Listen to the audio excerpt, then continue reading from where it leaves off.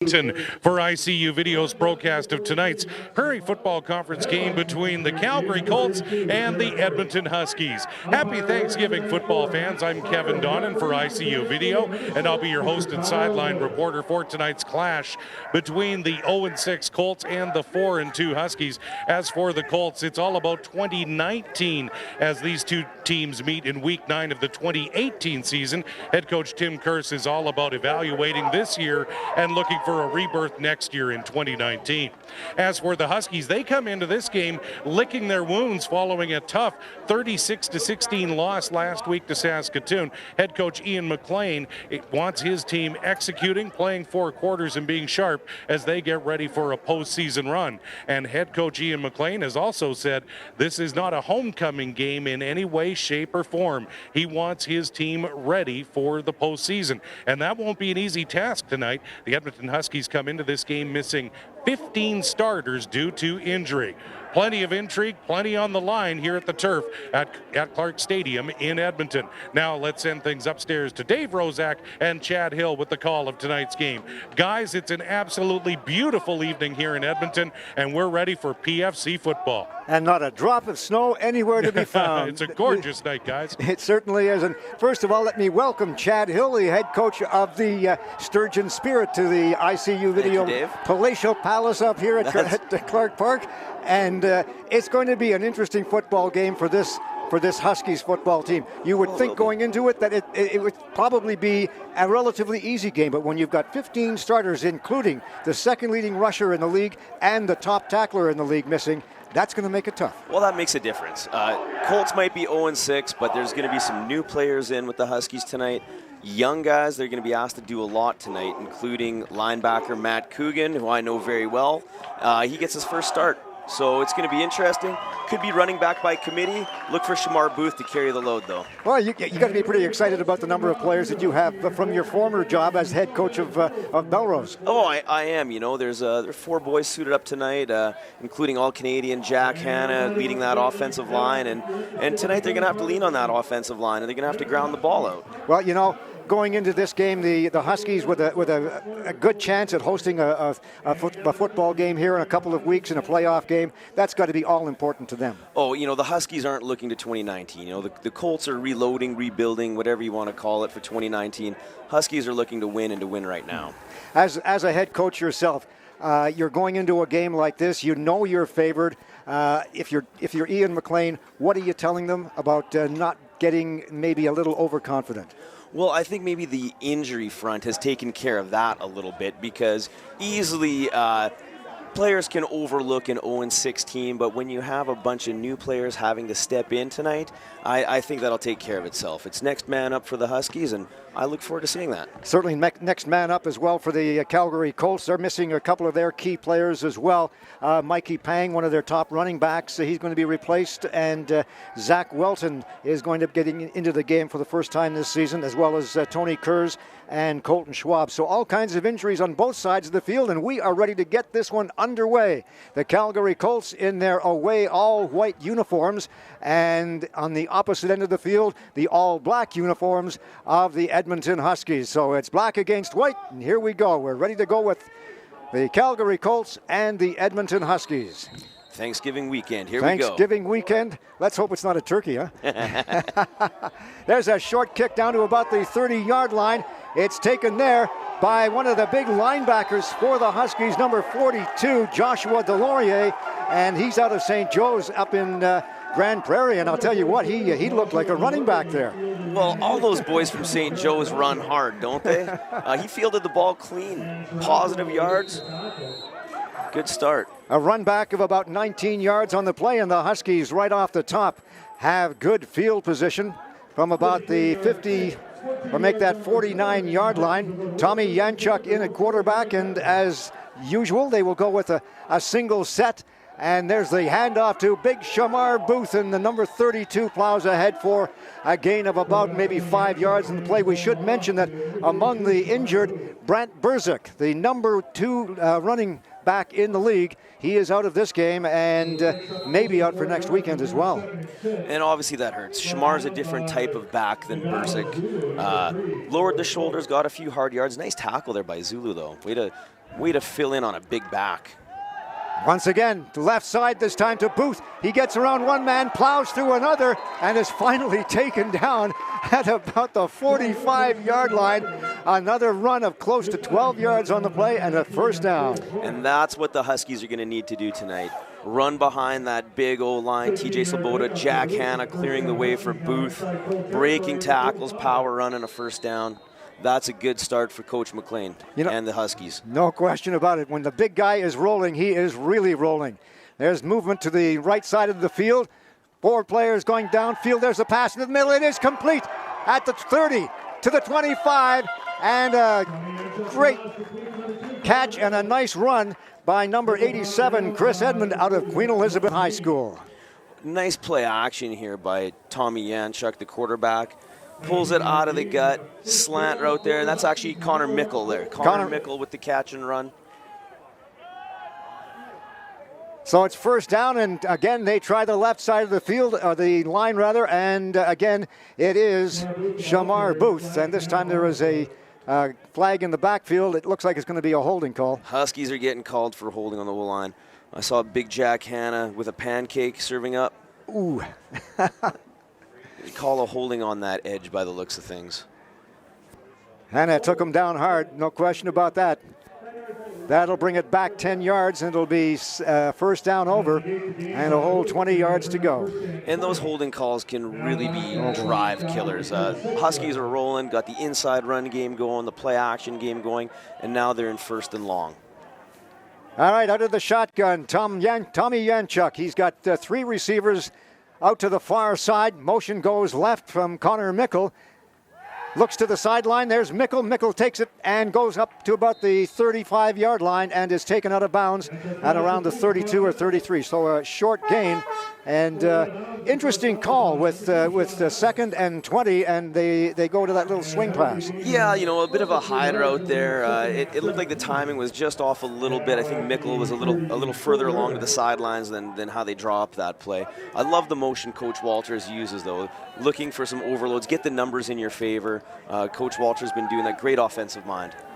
All right, 3 receivers to this side once again. Back in the pocket now, rolling out and looking downfield. He fires a long one all alone in the end zone. Touchdown! Harrison Cable in behind everybody. Wide open. Breakdown in coverage. Janchuk with the rollout, and the secondary just breaks down. And you look at that pass, and that was a good 50 yards in the air before it came down into Harrison Cable's arms. Oh, and Janchuk's got the arm. Does he ever? I remember seeing him play midget football when he was still in grade 11, and one of the strongest arms in the province, if not the strongest arm. Well, as we've mentioned before, he was one of the most highly sought-after high school quarterbacks, and a good job on Ian McLean and his coaching staff to convince him to come to Edmonton and play for the Huskies. And some great recruiting by the Huskies. Yeah, Cable wide open on the corner route. The DBs had miscommunication. Nobody followed the corner route deep into the end zone. And Tommy's not going to miss a wide open receiver like that. Those are the hardest ones to catch, those sometimes, for those receivers, when they're wide open, waiting for the ball to come down to them. Kind of going backwards, and you don't want to trip on your heel and fall flat. That's right. Good job by Cable, though, to secure that ball and go to the ground right away. A slight bobble off the forearm, but he held on. And he holds it up to let everybody know. Yeah, especially the official. That's right. So with 12:14 to go here in the first quarter, the Edmonton Huskies out to an early 7-0 lead over the Calgary Colts. And Cole Sabarin will set this one up at the 45-yard line. A couple of receivers sitting around the 5-yard line for the Calgary Colts. And out there is number 25, Dave Bowers, out of Holy Trinity High School in Calgary. And on the opposite side of the field, it looks like number 19, Cole Torrance. It's going to come down to Bowers at the 5-yard line. He's up to the 10, crashes into a couple of his own players, and is taken down just over the 10-yard line. So a short run back. And as they say, in the shadow of their own goalposts, the Calgary Colts will be kicking things off. Excellent downfield coverage here by the Huskies. I like their spread formation as they come out of a cluster or a bunch for the kickoff. Makes it a little bit more difficult for the return team to pick up their blocks. And they had a little extra time to get down there too with that bobble on the catch. Yeah, you got to field the ball clean when you're a returner, and no excuse with the weather tonight. It's beautiful here. You got to field that clean to get positive yards. All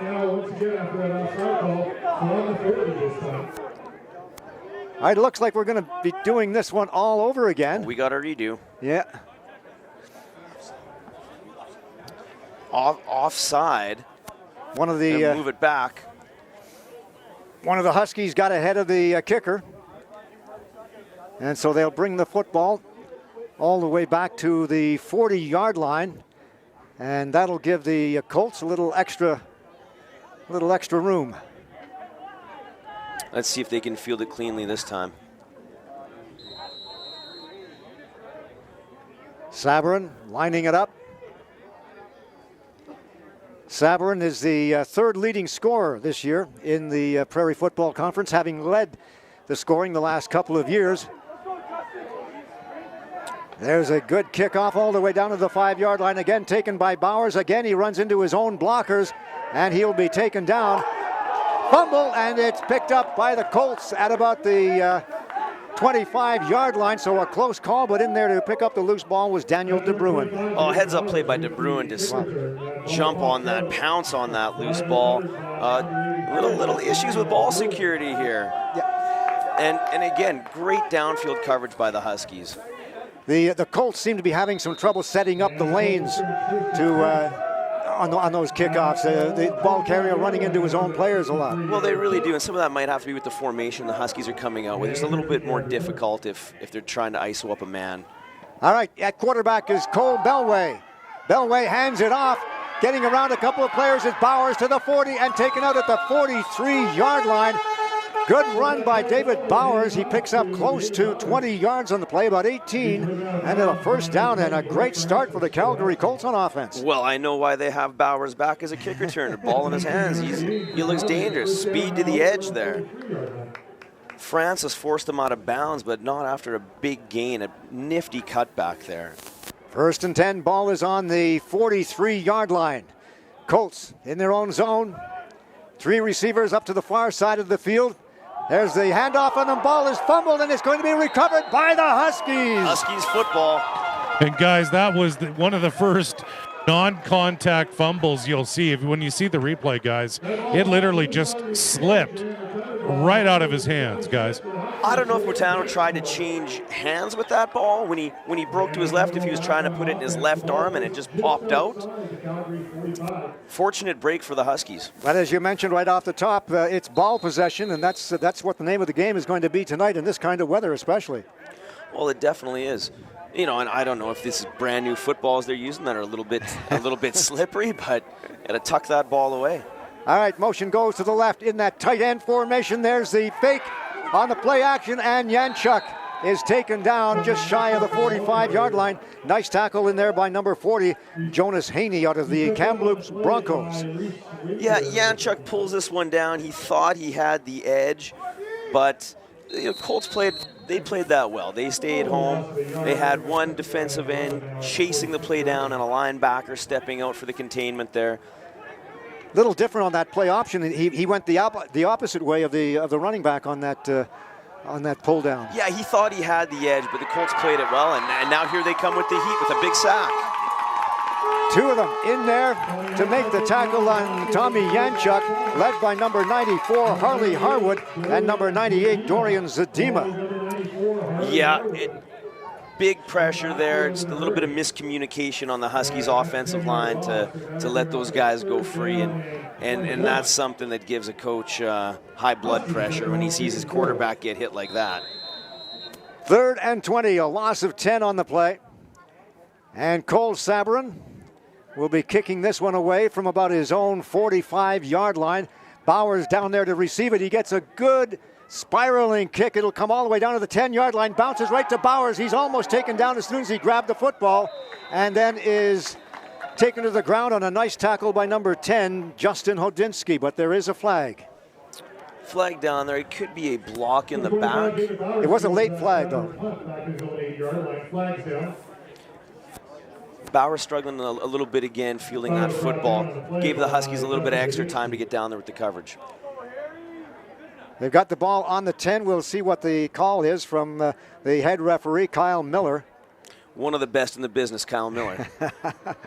You being a coach, of course, you need to keep on the good side of those referees, don't you? I hope his family's watching tonight. So it goes against the Calgary Colts, and it'll go back to the 5-yard line. And again, they are stuck deep in their own zone. I actually coached referee Miller's younger brother in my early years with the Bulldogs. He was a quarterback. 3 receivers to the far side. Into the middle, the pass is complete at the 20, taken there by number 16.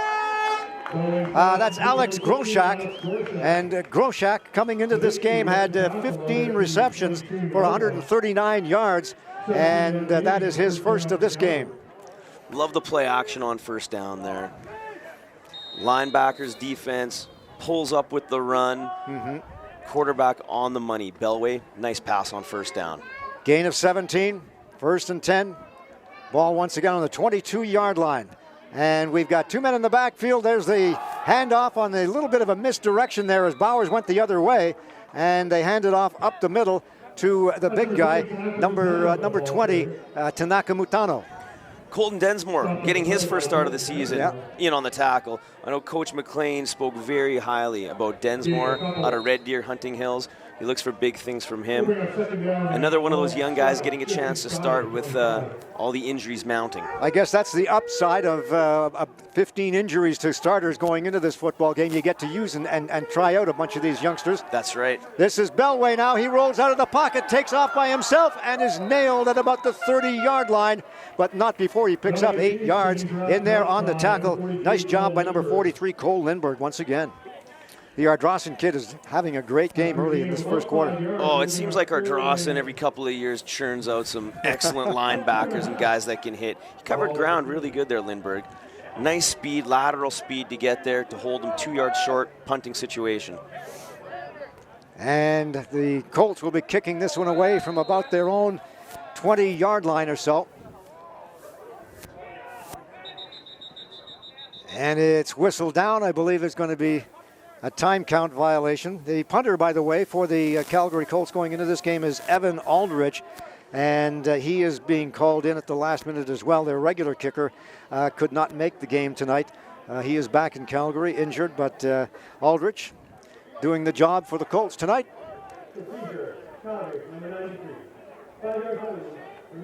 Yeah, the procedure call. Again, anytime you have a lot of injuries, special teams is one of those areas where you have a lot of new personnel in, and there tends to be issues, substitution issues, and that could be what led to the time count. All right, Aldrich gets an end over end. It's a short one. It'll come down at about the 45-yard line. Bounces up, taken there by Mickle.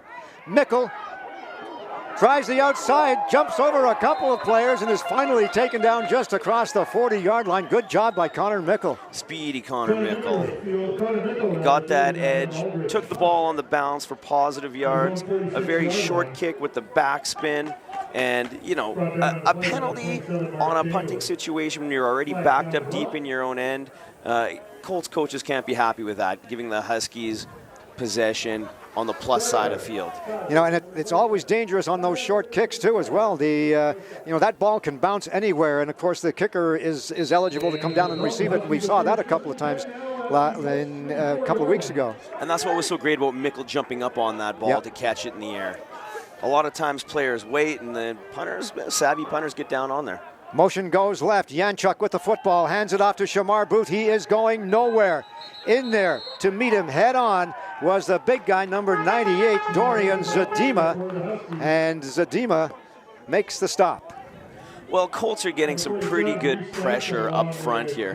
They're just crossing the face of some of the offensive linemen of the Huskies, penetrating into the backfield.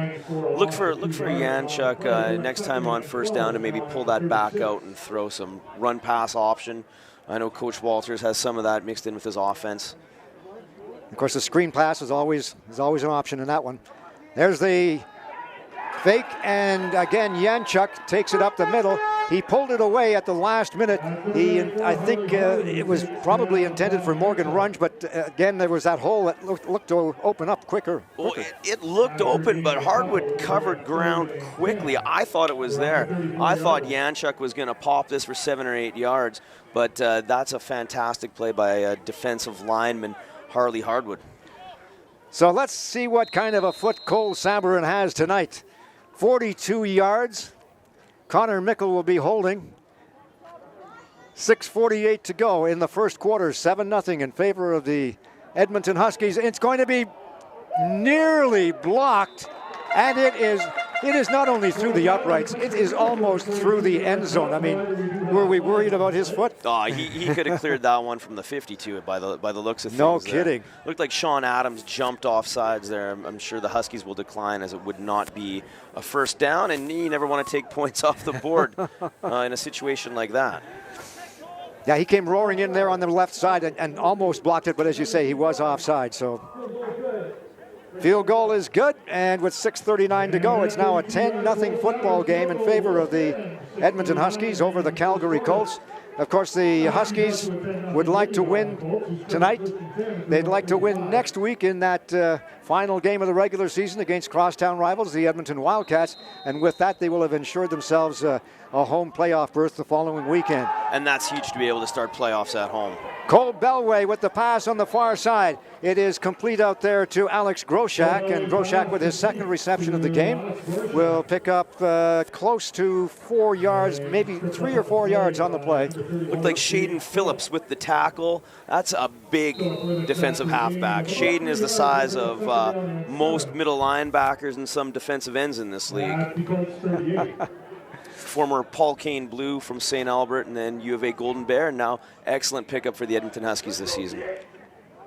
When Ian McLean found out that he was going to be getting Shaden Phillips back, he was a pretty happy coach. I remember talking to him that night, and he was really excited about that. There's the pass. It is complete. No, they're waving it off. It was intended down there for number 17, Dallas Burke, and a great job by Cole Belway just to get it away. Oh, he threw across his body he's running for his life on a sprint out as the pocket broke down. Flag on the play here. It's going to go a holding call, and it will be against the Calgary Colts. Most likely decline to keep it a third and punting situation. You know, I talked to Tim Kearse, the head coach of the Calgary Colts, beforehand, and he was saying that one of the biggest improvements that he's seen out of this young team is the lack of penalties. Now, they started the season, I think they were the highest penalized team in the league for the longest time. But he says that's part of the maturing process. They've really improved in that area. Well, anytime you have a young team, and the Colts are a very young team, penalties seem to be a factor, and that's just inexperience, sometimes nerves, just not being comfortable in a system or assignment. Here's Aldrich. Gets a good one away this time, or at least a better one anyway. It'll come down at about the 45-yard line and run out of bounds. There is another flag on the play, and I think this is going to be a 15-yarder. Well, this should be no yards. The punt's coming down with some backspin on it. There's a fumble out there on the far side, but Calgary comes up with it, and I think the penalty is going to go against Calgary. It does, so that will erase the fumble, and it'll be first down for the Huskies. Offense is taking the field for the Huskies, that's right. Left-footed punter as well, too. Yeah. And that's it. You know, if it's his first game, the Huskies may not have film on that as well, right? But again, something to always be aware of if you're sending the heat for a punt block. Which foot is that ball coming off of? And he was surrounded, too, by Husky players. Well, the Huskies are getting close. They're getting very close. I think the game plan going into this one was get them down and get them down early. That's right. And, you know, in a case, just to discourage a young team like this, that's the easiest thing to do. The longer young teams can hang around, stay in a game, the more confident they become. So I'm sure the Huskies wanted to get on the scoreboard early and often. Mm-hmm. The Wildcats can attest to that. There's no question about it. But the Wildcats in their match were very close in the first half, but then kind of took over in that second half and had an easy win. Yes, and sometimes on these young teams, you know, they stick in there, but when the wheels come off, they come off in a hurry, and things can snowball very quickly. Don't get in the way. That's right. And at the timeout, ladies and gentlemen, the Huskies would like to thank and acknowledge their support. All right, they have a, looks like a timeout being called. Well, good field position again. The Huskies have had excellent field position to start this game. Yeah. 5:17 to go in this first quarter.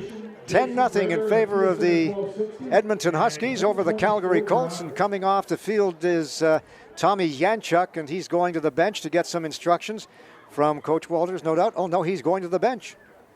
Looks like Brendan Guy's in the game, Yeah. number 13 backup quarterback. Brendan is one of the best high school quarterbacks I've ever had to coach against. When he played with Paul Kane, they had one of the best passing games I'd ever seen in high school football in the Edmonton area. Well, he has certainly been an able backup here to Tommy Yanchuk. And talking to Ian McLean before the game, he said he was not hesitant at all to go to Brendan Guy at any time during the football game. No, Brendan's had lots of coaching. His dad, Randy Guy, coached him growing up. Lots of great coaching, and he's a pretty polished young man. There's a handoff and taken down behind the line of scrimmage on a halfback blitz was number 3, Zulu. Ndaba Zulu. That's 2 big tackles he's made. He made one on Booth to start the game, and he knifed right into the backfield. Excellent tackle for a loss.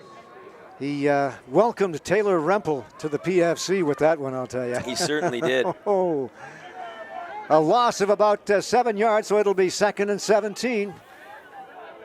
Ball just over the 45-yard line. Yanchuk out of the shotgun. Rempel at the halfback position. Back in the pocket, looking downfield, wide open. Complete over there to number 86, Jake Strakowicz. And Strakowicz is taken down from behind. And a nice tackle again by Zulu, but not before he picks up, close to about 40 yards on the play. It's a little Paul Kane combination. Yeah. Strakowicz being from Paul Kane as well.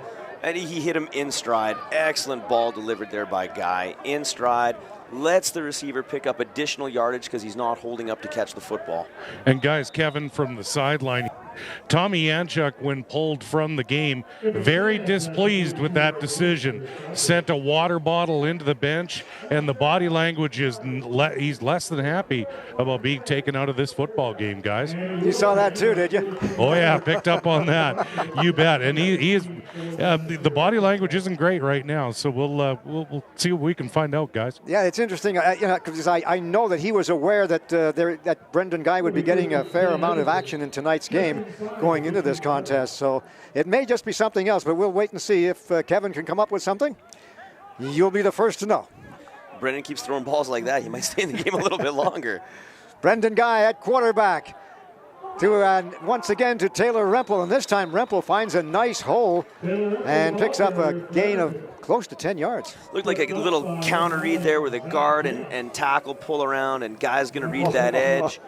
Calgary's doing a good job of holding that edge so the quarterback can't pull it on the option, but a big hole there on the left side with the right guard and tackle pulling around, and Hannah Swoboda on the left side making sure to open up some space. Gain of close to 8, 2nd and 2. Handoff to Rempel. He is in for the touchdown. Good inside run by the Huskies on 2nd and short. And Rempel's not the biggest back, but another boy from Grand Prairie St. Joe's. They all run hard up there. Lowers his shoulders at the goal line.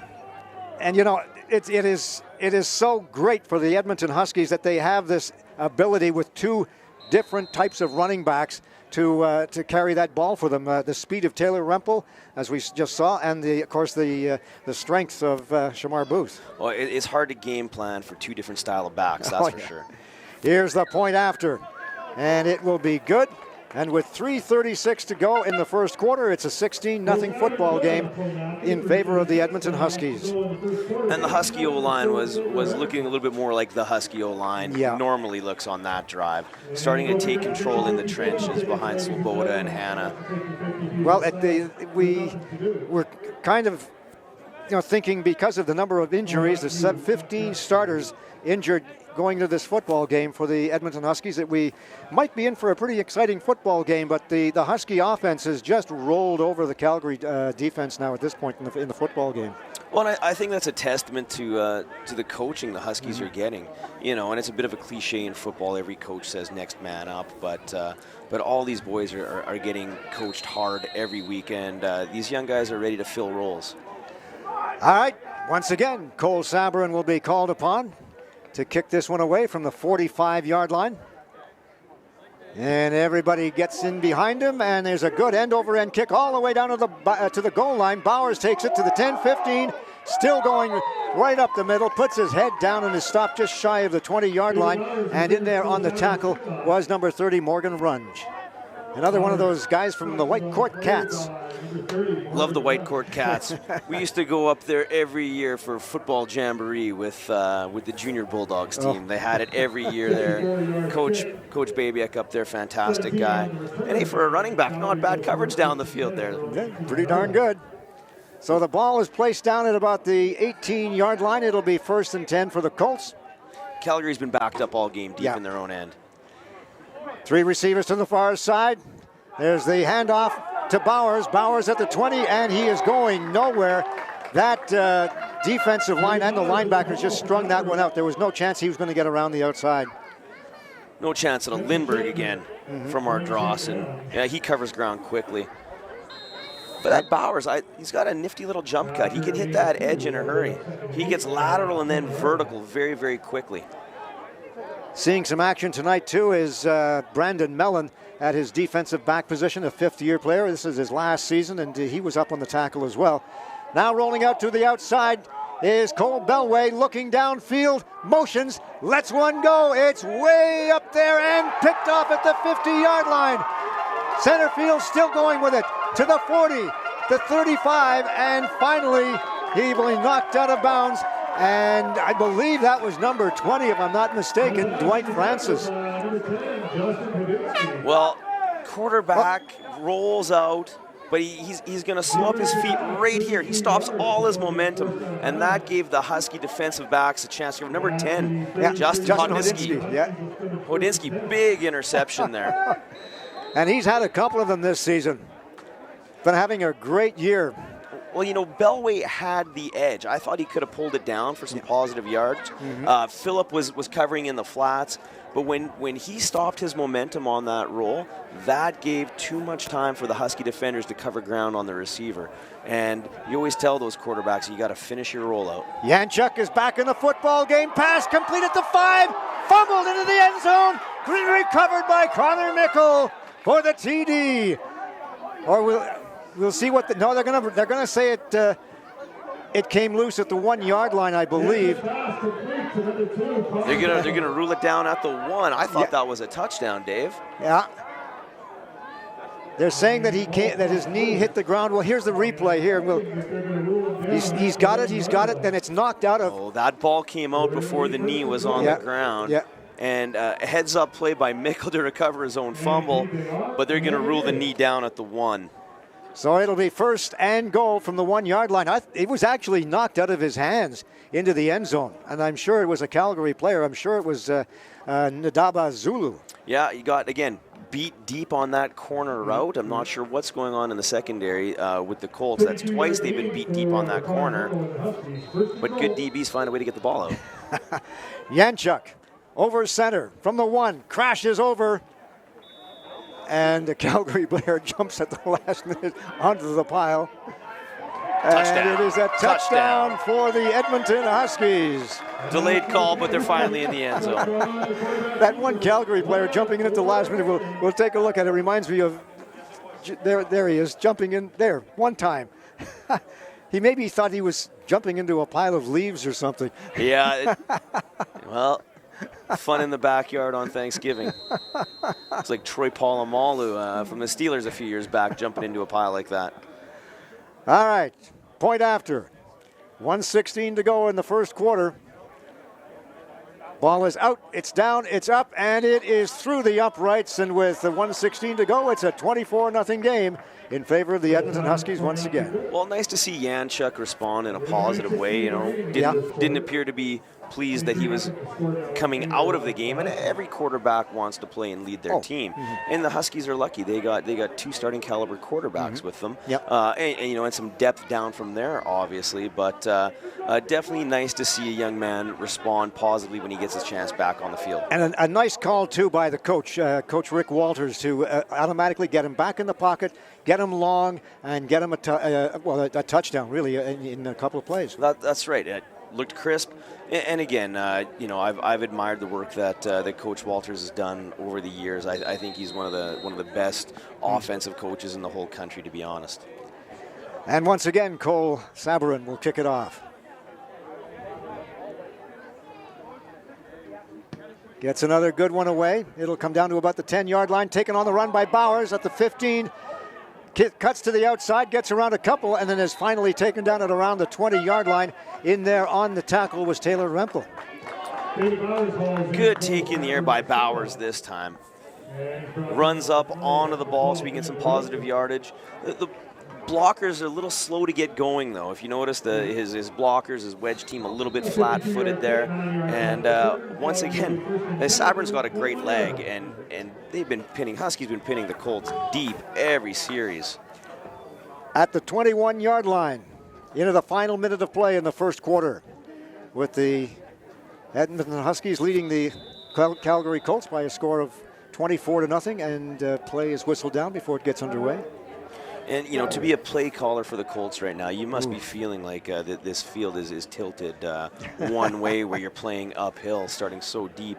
You know, to have to cover 60-plus yards just to get in field goal range, that is tough for a young team. So I think we had a timeout called. Colts go back in the huddle. Well, they're trying to regroup and figure out something here. I think we may have a change at quarterback, too. Just check it once they come out of the huddle. Well, again, we've seen Bellway do some good things in this quarter. Difficult when he's backed up as far as he can get. Obviously, that last throw for the interception, he wishes he could have back. It looks like we do have a change. We do have a change in quarterback. Out there is number 11. That is Dylan Pye out of Burt Church High School.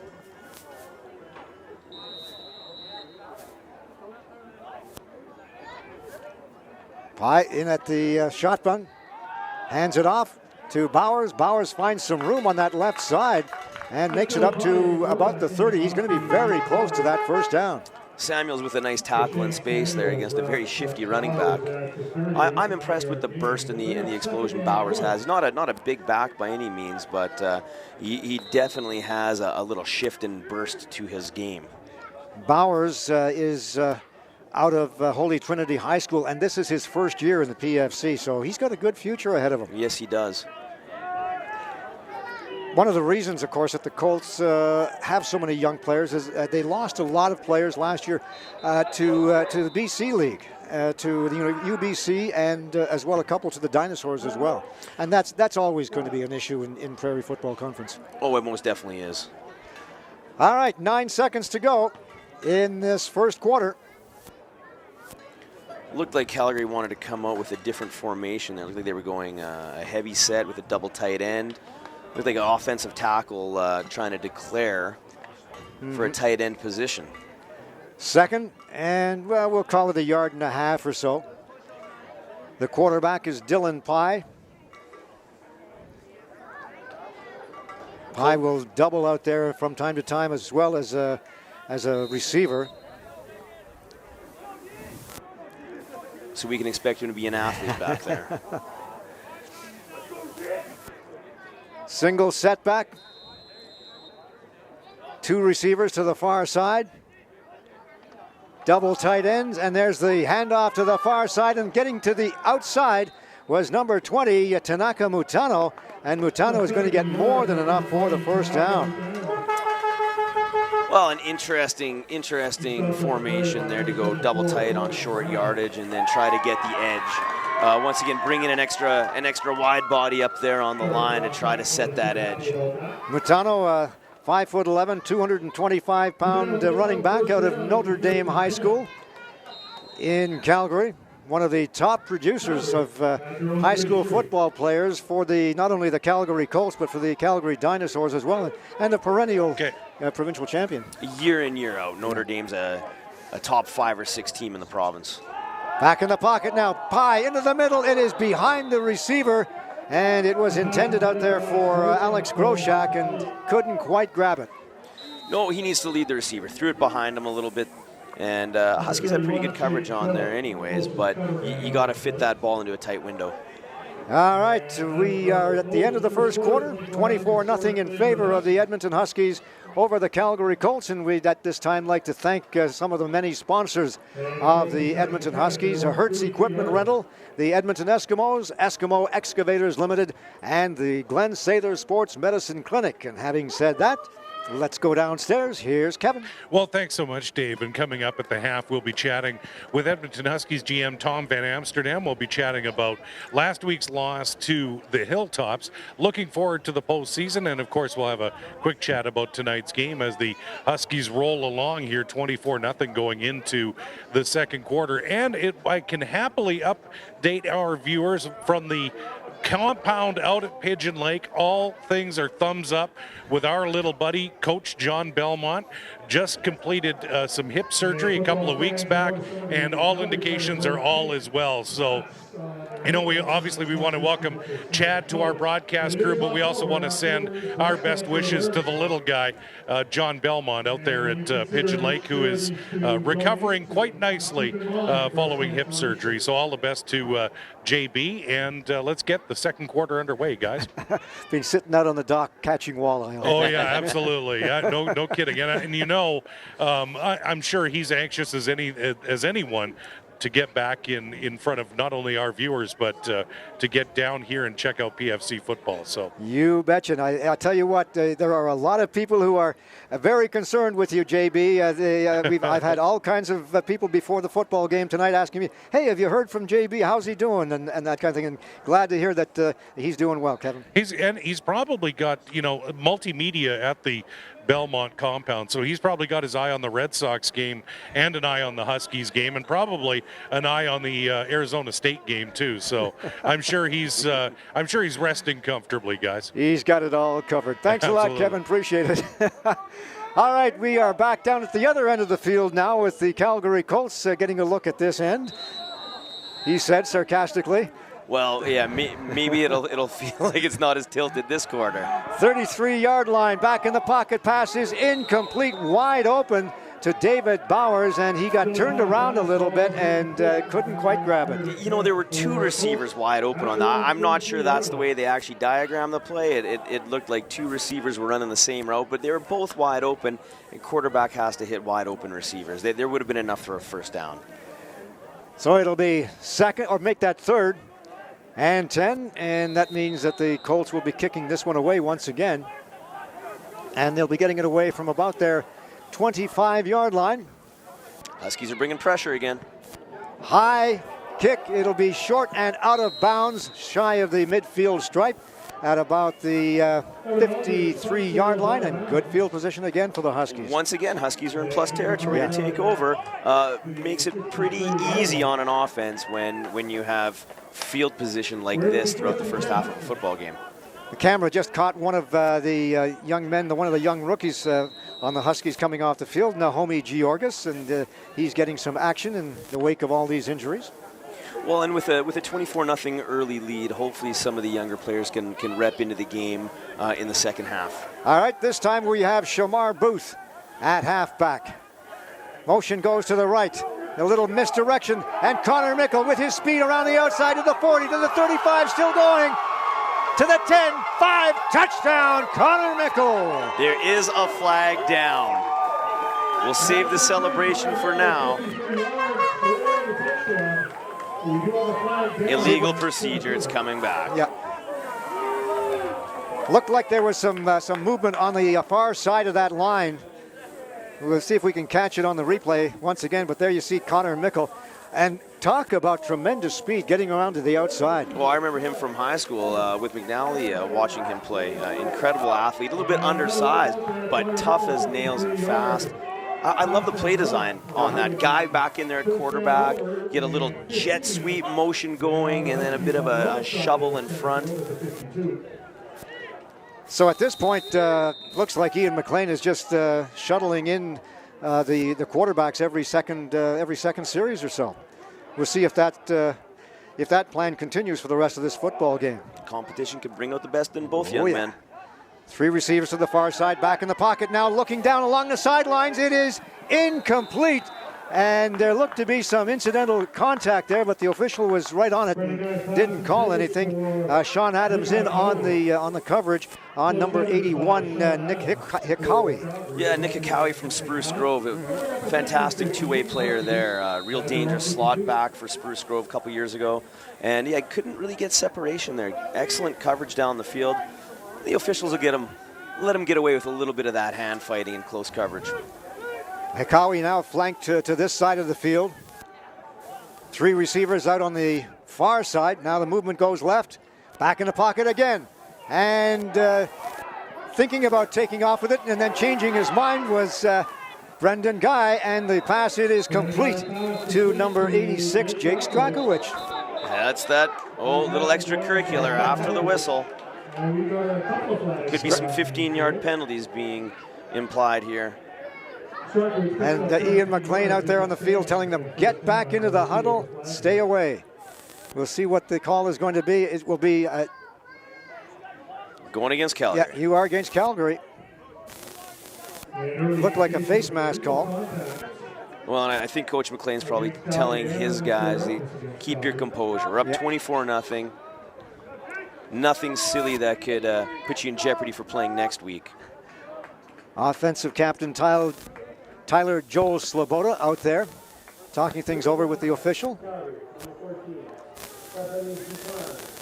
Tyler Joel, known to his buddies as TJ, for some strange and inexplicable reason. Well, when you're that big, I'm sure they'll call you anything you want to be called. There you go.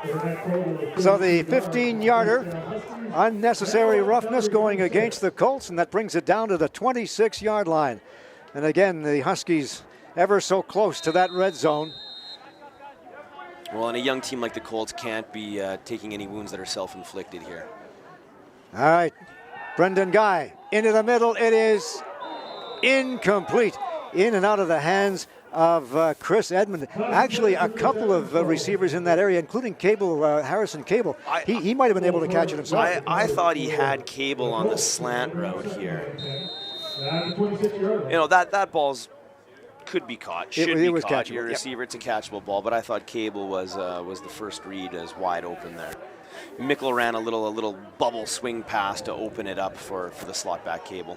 Again, 3 to the far side. Back in the pocket now, looking downfield and into the end zone, over the head of everybody. But there's going to be, I believe, a pass interference call, and it's going to go against Calgary, number 28, Evan Aldrich. He was all over the receiver out there, Harrison Cable. Yeah, it looked like their legs got tangled up there. Cable again going to that corner route, and I think that's Zulu there who had his feet tangled up with Cable. But going back to that corner route, it's been there all first quarter. You know, 2 deep completions with that corner route, and hey, if Calgary's not changing their coverage, they'll keep attacking it. So the officials having a little conference down there. It goes against the Colts. That'll move the football into the red zone. 15 yards. All the way down to the 11-yard line.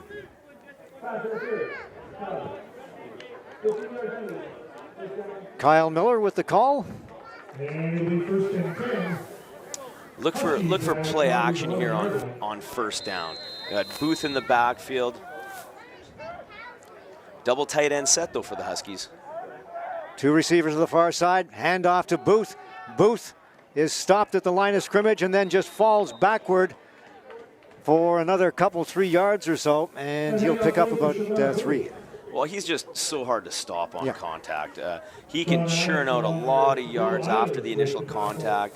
He's got low center of gravity, runs very hard. And again, I remember him as a boy with the Edmonton Chargers, and then throughout high school. When he went to Harry Ainley, boy, we didn't have an answer for him. So a gain of 3, it'll be second and about 7 into the end zone. The pass is complete to number 87 once again, Chris Edmond. And Edmond with the touchdown. Well, that ball was on the money. Little lazy play action fake there to Booth coming across the slant route. Well-timed pattern and route there. Well-timed. The defender had no chance on that one. Chris Edmond just made a great cut just over the goal line and left the defender standing more or less. Well, he did. Guy had that ball out in the air as the receiver approached his break. So when he came out of that break, he could accelerate onto it. Yeah. It's great to see, the ability of a quarterback like Yanchuk or like Brendan Guy.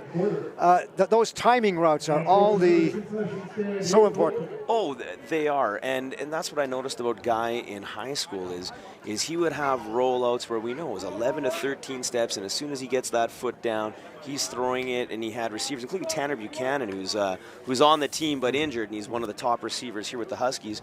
Those guys, it's like they could do it blindfolded. You knew that 11 to 13 steps, he's getting it out, and Buchanan has everything marked right on the field where he's going to be, 12 yards right on the sidelines, or that corner route breaking deep. Yeah. And again, to see quarterbacks and receivers in sync, it's really a beautiful thing if you like offensive football. Our camera again getting a close-up of Cole Sabarin as he comes off the bench and gets ready to kick this one away from the 45-yard line. Sabarin spent a lot of the spring with the Eskimos in their training camp and always learning from some of the great kickers that the Eskimos have had over the years. And I'll tell you what, he's got just a great leg, and it comes all the way down to the 15-yard line, taken again by Bowers. And Bowers takes it up to about the 30 and is stopped there on a nice tackle by number 43, Cole Lindbergh. Well, that's boy, he's having a great game. He is. He gets down the field. He's rangy. He covers ground, and he's a very sure tackler.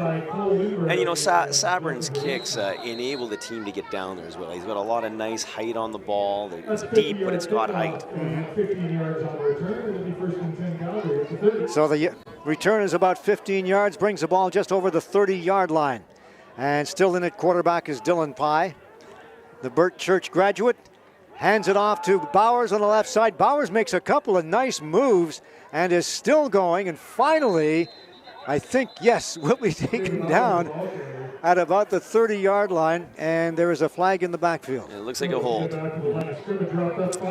It is a hold. He's got to break tackles 3-4 yards deep, and he's wrapped up by 3-4 players at the line of scrimmage. That means the Huskies are playing downhill. They see a backup quarterback in the game, and they're coming downhill in a hurry. Now, he's only 5'8", 170, David Bowers, but I'll tell you, he took on a couple of big guys along that defensive line and just kept rolling.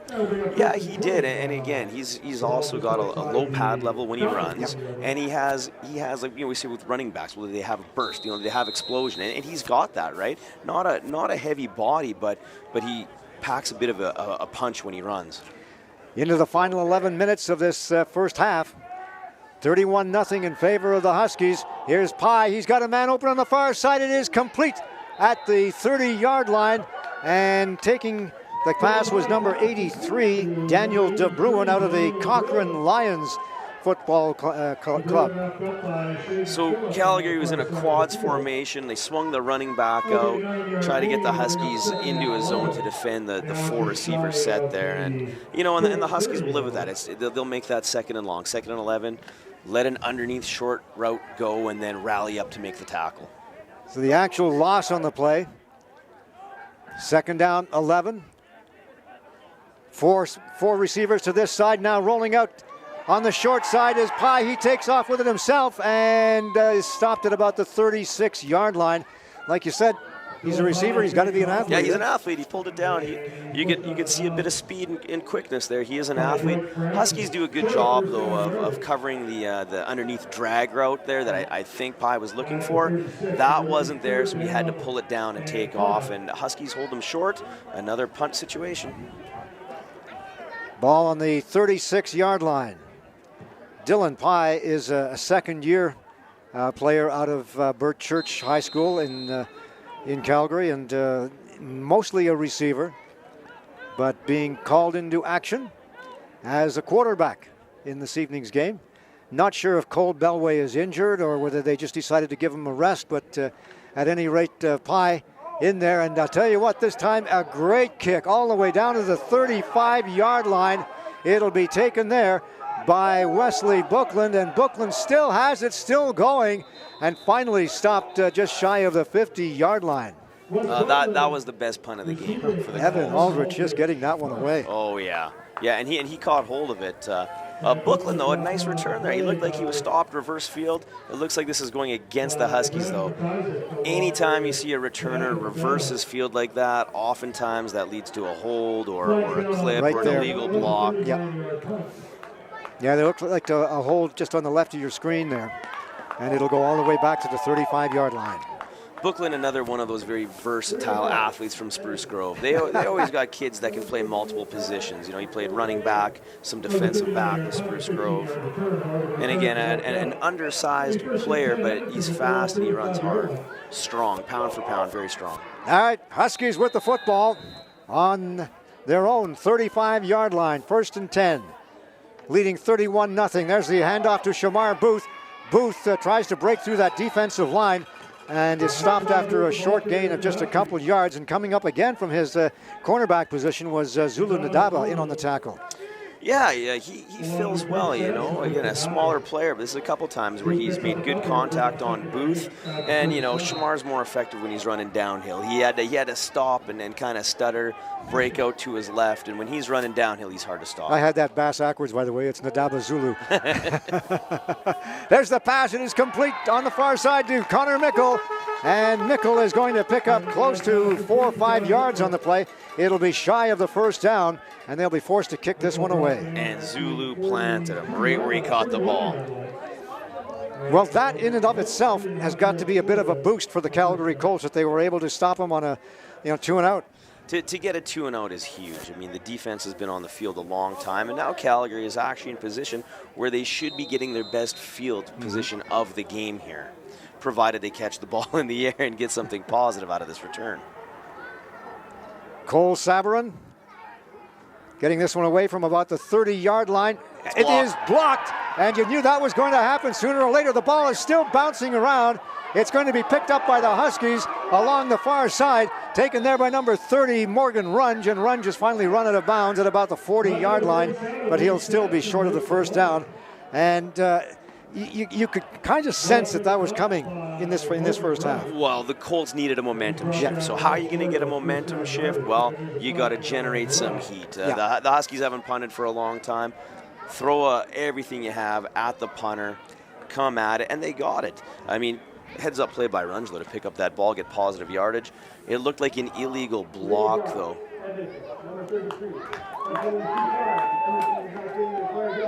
So obviously the penalty will be declined, and it will be first down for the Calgary Colts in Edmonton territory at about the 37-yard line. Dave, maybe this field is tilted because all of a sudden they're in plus territory. Everything's been down one end of the field all night. All right, twin setbacks for the Calgary Colts. Motion goes to the right, 4 receivers on this side. There's the handoff to Bowers. Bowers looks to the outside and is going to go nowhere. In fact, he will lose a couple, 3 yards on the play. Good job of filling in was Shaden Phillip. Oh, really well defense. So Calgary's trying to run an outside zone stretch play here. Now Bowers has the ball in the wrong hand and he fumbles. It's on the ground. And again, you know his running back coach is going to be telling him, hey, son, you're running to the right. Put the ball in your right hand. You know, he had it in the left. And you know, young players, they need to be told these things. And that's about the 3rd fumble I think he's had in this football game. He's struggling with keeping the ball high and tight and sometimes fielding it as well. Quads left this time for the Colts as they roll that way. Dylan Pye looking downfield, has a man open, and that is a completed pass at about the 25-yard line, and good positioning too by the receiver on that one. He gets the first down. Well, this is Pye's best throw of the game on the rollout here. Slide protection, gets out of the pocket, into space. He's patient, eyes downfield, finds the receiver right at the down marker. I believe that's number 82. Brandon McIsaac. So we call McIsaac's name for the first time. Leading receiver on this Colts team with 13 receptions going into the game for 228 yards. Now it's Pye rolling out of the pocket. He's being chased and is taken down at the 40-yard line on a great burst of speed by, I believe it was number 44, if I'm not mistaken, Stephen Walensky. Yes, it was. Wow. Now, this is where Pye can't take a big sack like this. He tries the rollout again. It's not there. Calgary's really using a lot of this quads formation, trying to get the numbers to break a Husky zone up. But you can't give up a big sack like that. Steve Walensky on the tackle. Nice job for the young man from Archbishop Jordan High School. 5'10", 160 pounds in his second year with the Huskies. Back in the pocket again and getting it away quickly, but intercepted at about the 20-yard line. Again, it is Justin Hodinsky. Hodinsky has lots of blocking. He's at the 20, cuts to the middle, to the 10, 5, and touchdown. Oh, wow. He was given a gift and made the most of it. Picked that one off at about the 20-yard line. We'll watch it again here. That's an excellent return. So 44 has the pressure. Walensky had the pressure on, and if you watch, he's going to make a key block 70 yards up the field to spring this touchdown. Great hustle there by the defense, and you go over that in practice. You get an interception, rally upfield, 44, making a great block at the 15-yard line. And we'll call that one a 90-yard interception for a pick six. Wow. Fantastic return by Hodinsky, but wow, great blocking by his teammates there too after the interception. And Sabourin puts that one away, and with 5:52 to go in the first half, it is a 38-0 football game in favor of the Edmonton Huskies. The Huskies just rolling along here now, and this is, I think, exactly the kind of game that Ian McLean wanted to have out of his team going into the playoffs in a couple of weeks. Yeah, it's a bit of a statement game, you know, to have 15 players out injured, including some key players on offense and defense. You know, we haven't even talked about Sam Clayton. I think Sam's their leading receiver. He's not even in the game. And we said they're going to have to ground some stuff out. Now the defense is coming up big with turnovers. They've had the field position all night, and they're making the most out of their opportunities. And a couple of their big D linemen, too, like Cole Caulfield. Caulfield is out of this game, the Scona Lords veteran.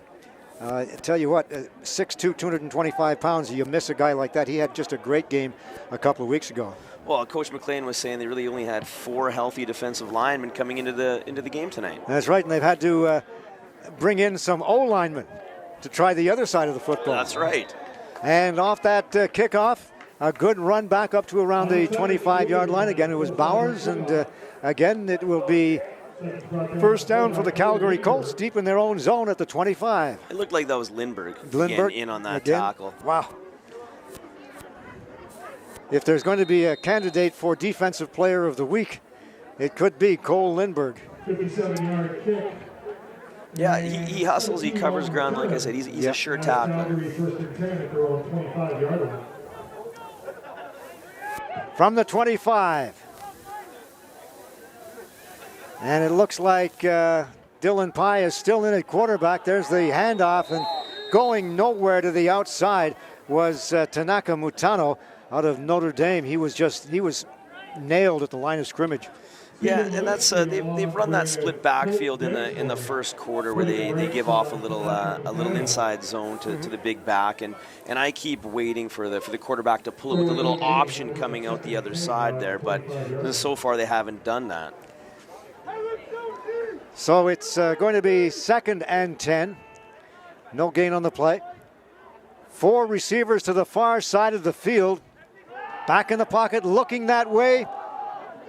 into a pile of players and almost intercepted.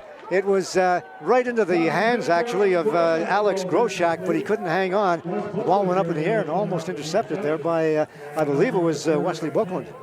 Yeah, and again, just another overthrow here, and two receivers that are too close together. I'm not sure what the route combination was supposed to be there, and maybe the receivers don't either, because they should not have been that close.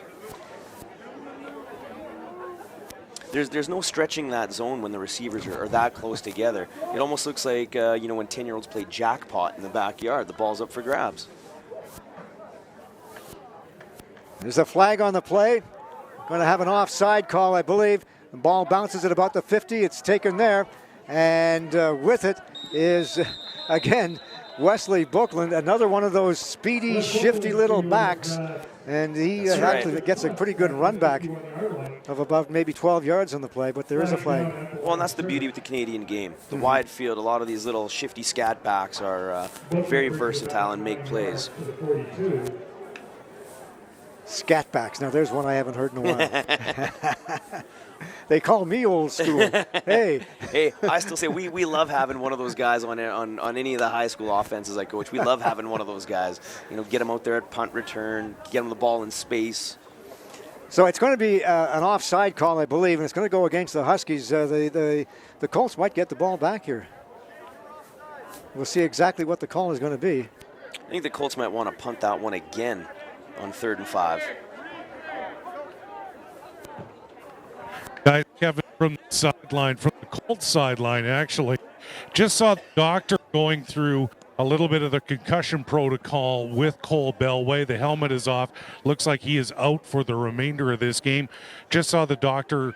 He was doing some balancing tests. They had the flashlight out, taking a look into Bellway's eyes. So it would appear he is out for the rest of this game, guys. Thank you very much, Kevin, our intrepid reporter. Kevin Donnan over there on the Calgary side of the field. Knew there had to be something going on. And that must have happened on the interception. I couldn't see, I would think, clearly on the turnover there, he must have been injured.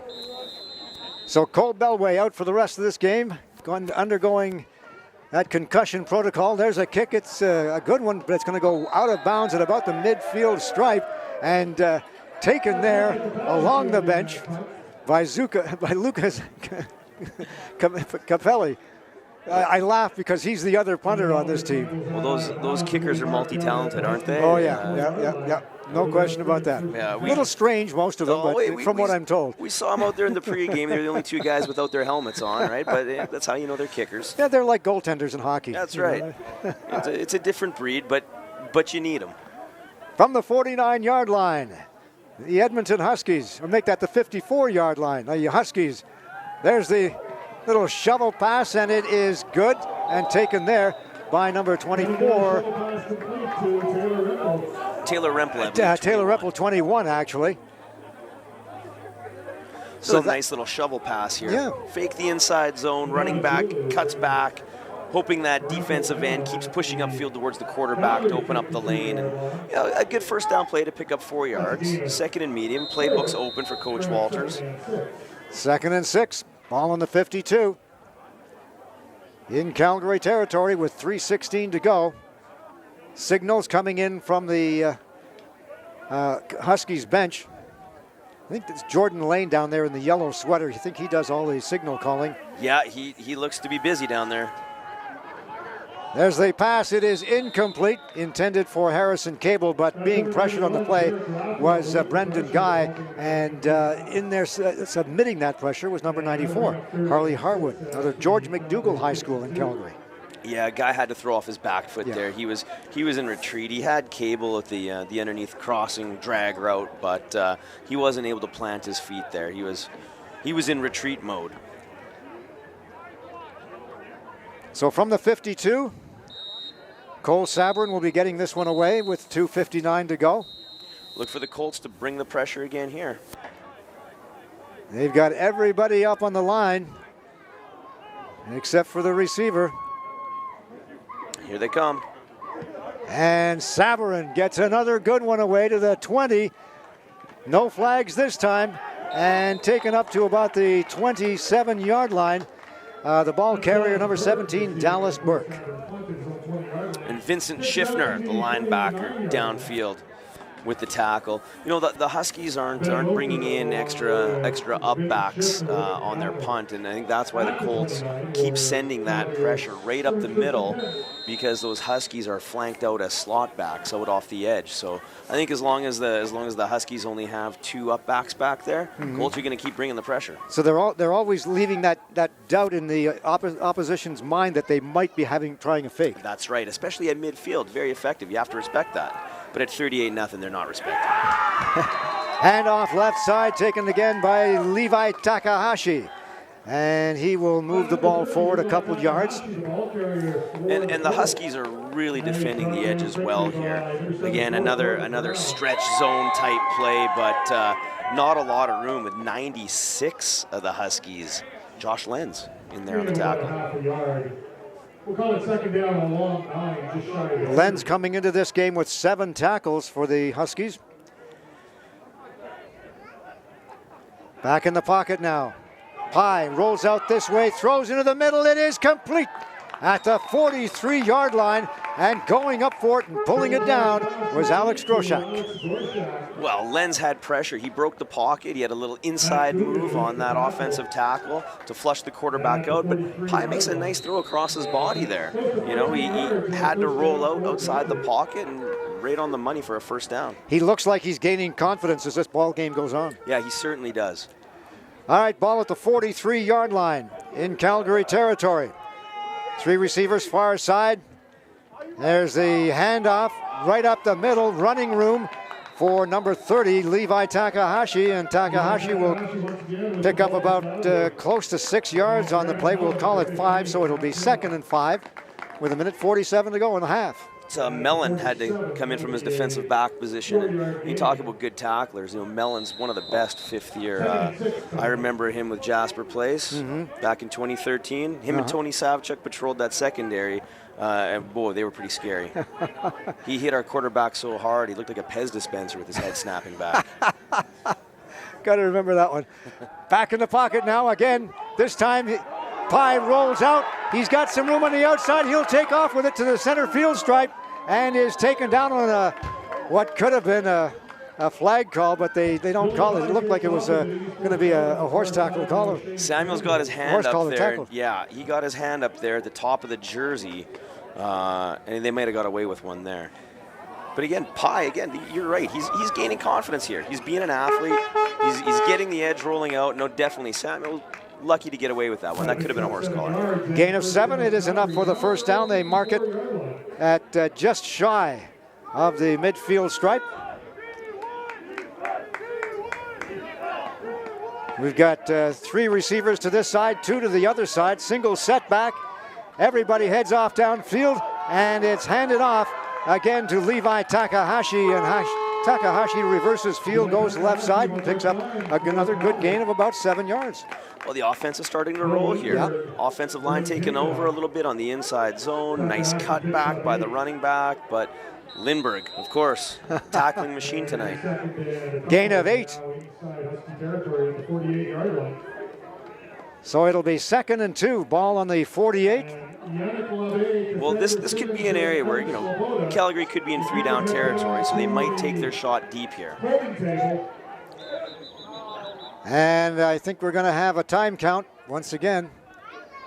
It's that kind of call, especially when you're rolling the way they are, that really kills the momentum. That's a killer right there. Yeah. That's a killer. And I don't know if it's signals coming in late from the sidelines, or if there's confusion in the huddle with young players. But at 2nd and 2, when you're down 38-0, and for only the 2nd time you're in plus territory, cannot take a penalty like that. So it is, in fact, a time count violation against the Colts. They lose the down. Yep. And they'll be forced to kick this one away.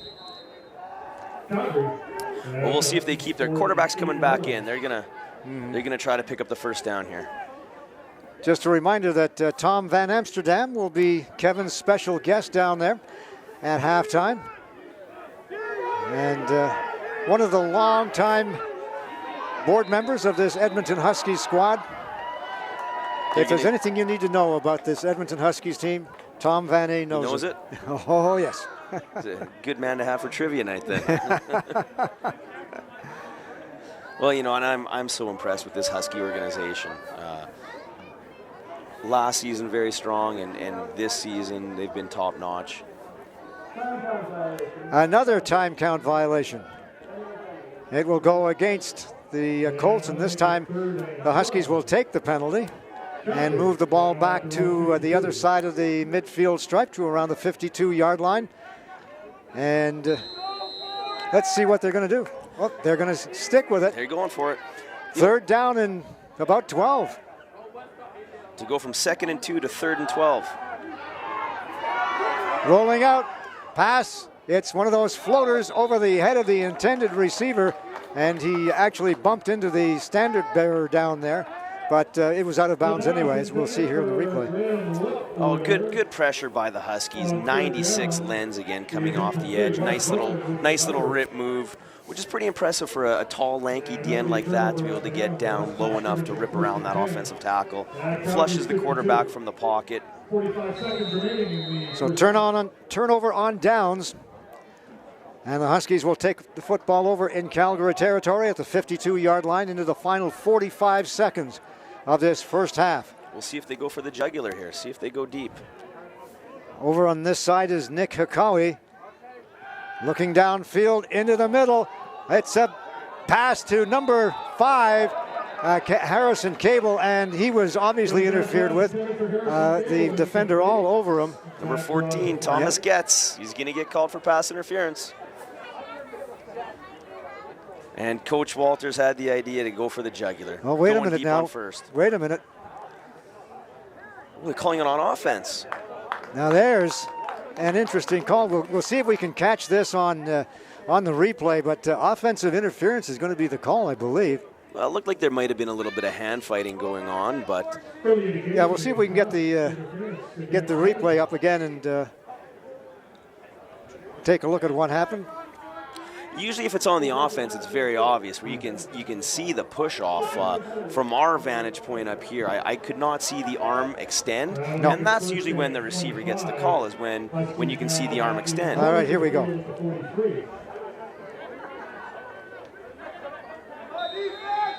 Oh yeah, the left arm of Harrison Cable appeared to be around the shoulder. Yeah, he he got his hand up there a little bit. Yeah. Well, who am I to disagree with refs? You could almost call that one a Statue of Liberty. Shamar Booth takes it. Yeah, it kind of looked that way. A bit of a draw there. Yeah. No, it is a Statue of Liberty. It certainly is. Haven't seen that one in a good many years. Talk about old school. That's yeah, cool. there you go. So I'm waiting for the sleeper play. Oh, they don't do that anymore. Darn. Or the Fumble-Rooski sending something. Or the flea flicker. Oh boy, showing my age. There's a handoff again to Shamar Booth. He crashes into a couple of players and just goes right through them all the way up to the 50-yard line. And a gain of about 8 yards on the play, but it'll be third and long. Yeah, on second and long, I think they just wanted to pound that ball. Don't force a turnover or anything that could be a quick momentum shift before the half. And this will be the last play of the half here now. Guy still in at quarterback.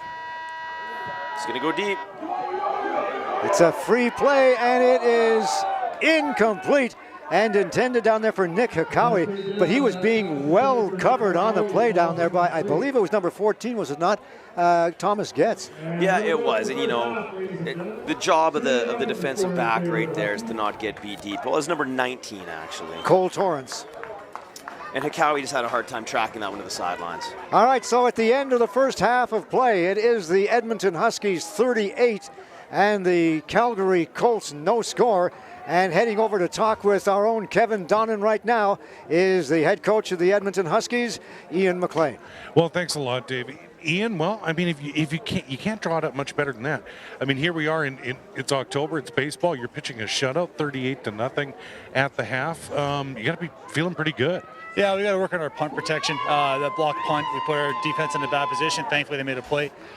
Still got some mentals, got some guys that need to focus up, but it's been not bad. Now we got to make sure we finish the second half. Now, you've been talking about the mantra of next man up all season long. 15 starters out of the game. I mean, I know it's important to focus on depth and everything, but a pretty nice response for a team that's missing a lot of key people. Yeah, absolutely. And it's important. Like, we're not pulling guys because we want to. These are guys that are nicked up and they have things that are going on, so we're trying to get them healthy, but they're just not available to us today. So young guys got to step up and make plays. We have some young guys that are stepping up, some guys that need to step up more. So it's good to see. Really like what I saw from Matt Coogan, right out of high school, middle linebacker. He's done a good job controlling that defense, replacing a pretty good football player. So I'm very proud of him. We need to make sure we keep moving. Now, what's your focus these next 2 weeks before, as you get ready for this postseason run? What's your team focusing on right now? Are focused on the next 30 minutes of football against the Calgary Colts right now, and then we got to make sure that we're going out and executing. We talked to our guys about making sure that we're going out and dictating things, not reacting to things. Going out that we're making sure we're pushing the pace. So we have to focus on the next half hour and make sure that we clean things up at halftime and we finish this game strong. Sounds great. Good luck the rest of the way, Coach, and thanks for stopping in. That is head coach Ian McLean, the head coach of the Edmonton Huskies, who enjoy a 38-0 lead at the half. Let's send things back upstairs to Dave and Chad. Guys? All right, we'll talk some numbers here, Kevin, and the numbers for the Edmonton Huskies look pretty impressive in total net yards, 192 yards in that first half on the arm of Tommy Yanchuk and Brendan Guy. Yeah, 192 yards, and you know, quite honestly, they could have been more yards, but they kept getting the ball inside Calgary territory. So there's only so many yards to take there. But both quarterbacks had some great throws. Receivers are making plays, and you know, the ground game hasn't broken anything huge yet, but some steady chunks of yards to set up second and moderate situations, keep the playbook open for Coach Walters. So they've churned out some yards along the ground. 9 out of 13 completions in that first half, so it's a pretty good half for both quarterbacks. Team losses were equal at 14 yards, which is, I guess you could say, a bit of a testament to the defense of both these teams, even though it is 38-0. Yeah, and you know, the Calgary defense just been on there too long. Oh, yeah. That's a problem when their offense is going 2 and out, backed up deep in their own end. So the Huskies defense has played well, and I like Coach McLean mentioned Matt Coogan in his first start. You know, Matt in high school was a Swiss Army knife of a football player. You know, he played running back, fullback, some tight end, defensive end, Sam linebacker, middle linebacker. He's a smart kid. He picks up the game quickly. Did I see you puff out your chest just a little bit? A little bit. Yeah. Matt was one of our team leaders and captains, led by example. All right. On that note, why don't we go back downstairs, and once again, here is Kevin Donnan. Well, thank you very much, Dave. I am with Tom Van Amsterdam, the GM of the Edmonton Huskies. Come on in, Tom. It's a chilly evening. Well, you know, tell you, last week, 36-16, it was the most anticipated game of the year. How do you rebound from that one? And I guess, I mean, 38-0 is a great way to bounce back. Yeah. Well, we played well. It's tough, though. It was a tough game for us, only because you know, with 5 or 6 turnovers, you're not going to beat a team like the Hilltops with doing something like that. So, but our defense played really well. Our offense did play well, but at the same time, it was mental mistakes that lost that game for us, and we'll be back. We'll regroup and get things together, and we're lucky enough that we have 2 home games at home left on our season, this one including the next game against the Wildcats. So, and you know what, the Wildcats are improving too, so there's nothing easy right now. Everybody's improving, so hopefully by the time we can get to the playoffs, we get all our eggs in a row and we can do well. Now, as a GM of the league, you've got to be happy with, I mean, obviously the Colts are having a difficult year, but the other 5 teams, in terms of parity right now, the PFC is as strong as it's been in a long time. Oh, for sure. It's always been an outright, one of the best conferences in all of CGFL. And that's, you know what, and I've said it time and time again, it's all about the high schools that we have with the the amount of good coaching that's out there right now, and you know what? It just stems on how well we do as a club as well. So, yeah, a lot of hats off to the guys that are doing all the legwork for us at the high school level, and then we're just picking up the pieces and going. Now, a home playoff date, how critical is that for your club? Huge. Travel's a big thing, and you know, to keep our boys at home is always a great thing to do. You know, to be together with a team on the road is nice, but again, if the kids can stay in their own bed and come to this facility and in front of a home crowd and win one, that's huge. Now, speaking of this facility, we want the stadium filled next weekend. Next Sunday, the Battle of Edmonton. It's the regular season finale for 2018. And as you mentioned, the Wildcats are an improving club. This is going to be a big one, but you want to see, obviously, both clubs want to see not only this grandstand, but the grandstand across just over our shoulders full. Of course. You know, I remember a while ago, it was in the in the 90s, it was we had a PFC final game here with the Huskies and the Wildcats, and this place was full, and it was so awesome. You know, I don't know if we're going to have the same thing on next Sunday, but at the same time, it's always a great rivalry. The Huskies and the Wildcats, both teams bring their home crowd in, and yeah, you know, it's going to be fun. It'll be fun. So if you can't catch it on the ICU video broadcast, make your way down to Clarke Stadium next Sunday afternoon. The Battle of Edmonton, the regular season finale, the Huskies and Wildcats. We've still got 30 minutes to go, but I want to thank my halftime guest, Tom Van Amsterdam, for joining us here at the half of the ICU video broadcast. The score at the half, 38-0. The Huskies lead the Calgary Colts. Let's send things back upstairs to Dave and Chad. Guys? Thank you very much. Appreciate that, Kevin. And as I mentioned, if you want to know anything about the Edmonton Huskies, you just ask Tom Van Amsterdam.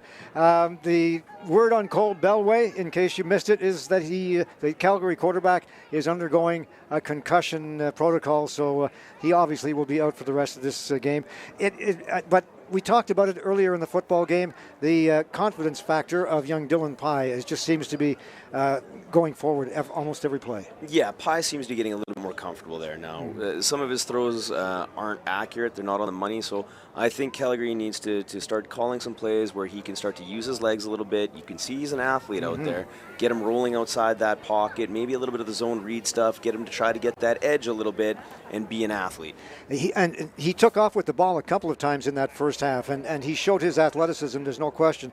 They're only 5 for 12 as far as the completed passes are concerned, so that's not really a great stat in favor of Calgary. Total rushing plays, they ran the ball a little more than I thought they would, with 14 running plays. Yeah, and I think in the second half, we're probably going to see them open up with some more passing, being down 38-0. They're probably not going to stick to the ground as much as what they would have hoped to coming into the game. We see a lot of that quads formation with Calgary, but I don't think keeping Pye in the pocket is necessarily a recipe for success here.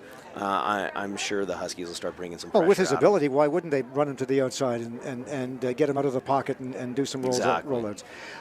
We mentioned the running game, 67 yards in running for the Calgary Colts in that first half, but 38 yards for the Edmonton Huskies, and that is really a surprise. The way they started out the game, Shamar Booth started at halfback, and he was just rolling through everybody.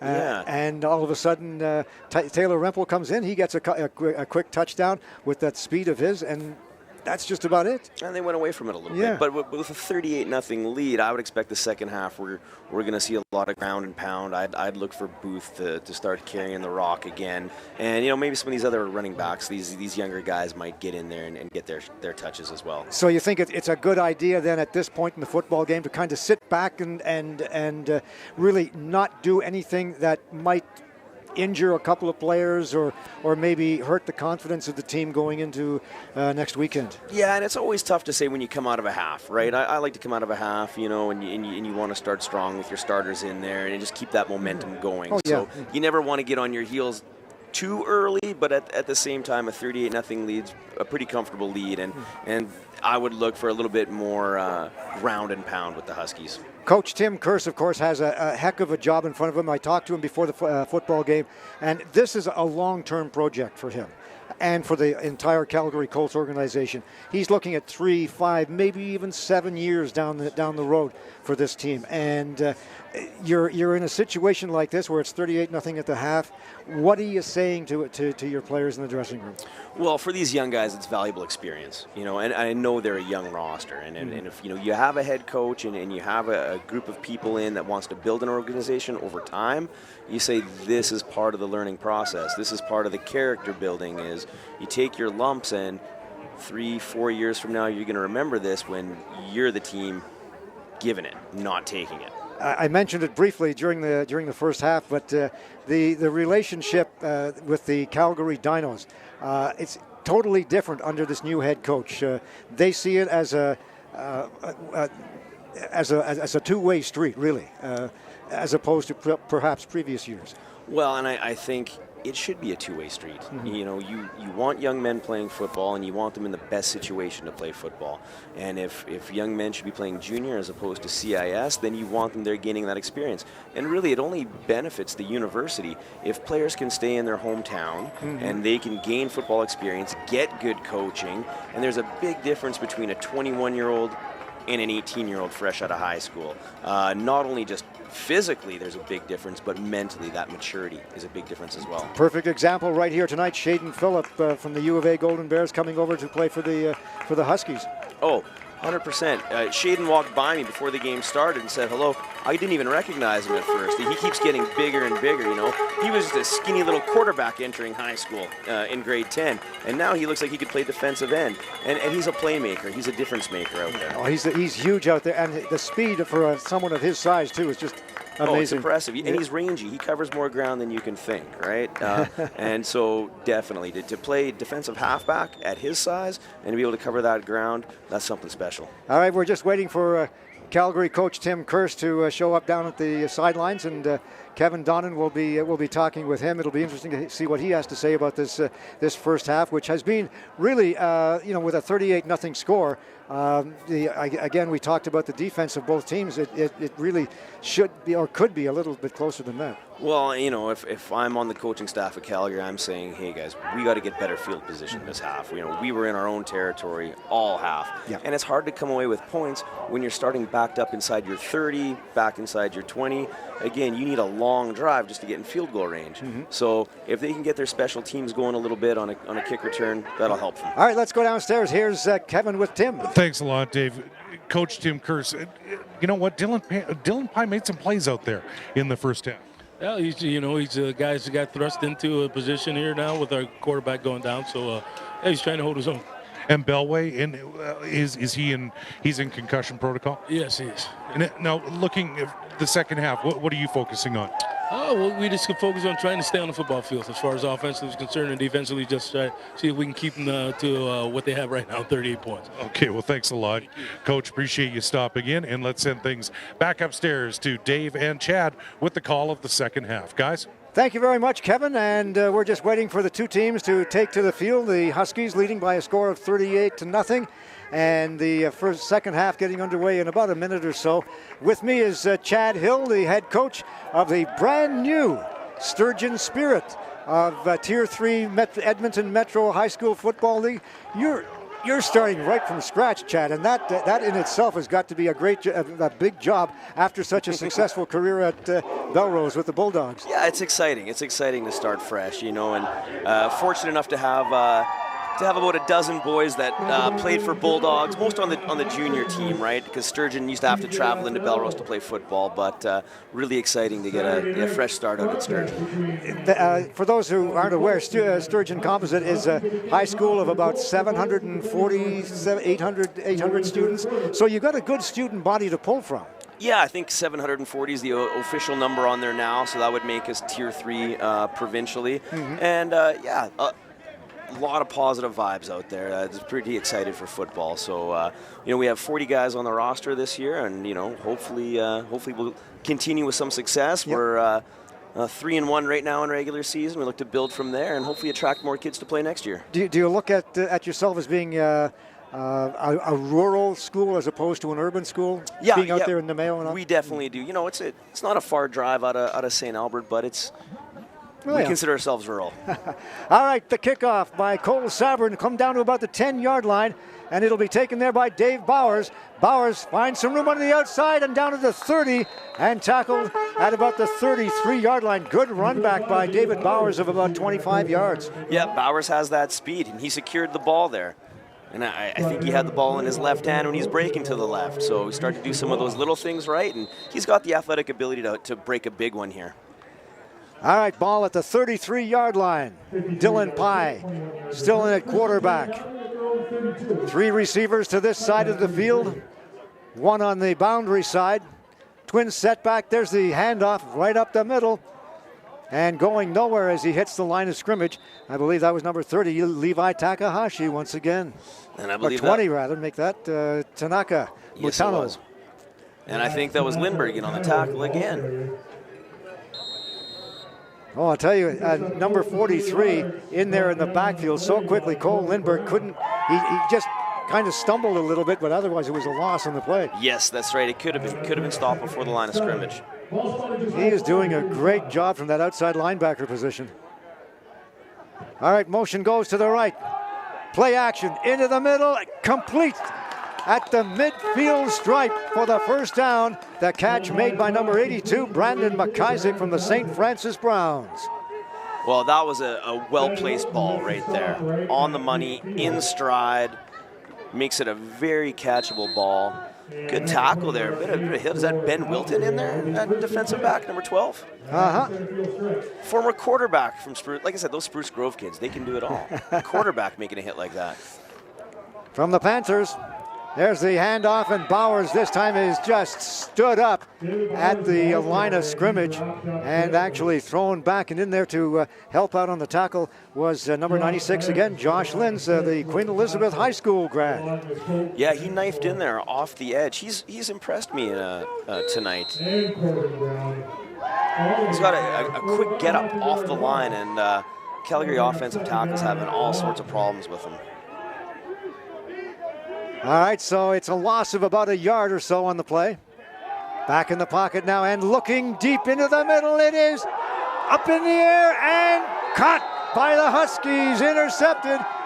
And picking up that ball out of the air was number 12, Ben Wilton. Wilton again. Right off the face mask, it looks like, of number 10, who was given a gift earlier in the game. He decided to share the wealth. Justin Hodinsky's already had 2 interceptions. He almost had a third, but this time gives it up to Ben Wilton. And again, Calgary was in that quads formation, and they're trying a little bit of under and over on the safety with a diagonal divide route deep and one shallow. And the Huskies are sitting on that. Hodinsky was in good position there to make the play. All right, motion goes to this side. Back in the pocket is Yanchuk. Yanchuk fires in the middle. It is complete to number 81, Nick Hikawi. And I'll tell you what, you make that 87, I'm sorry, Chris Edmond. But for those youngsters watching this game, that's the way you catch a football. Oh, it is. Right in stride. It is 81. It is Hikawi. Yeah, gets his hands out, attacks the ball. Well placed by Yanchuk.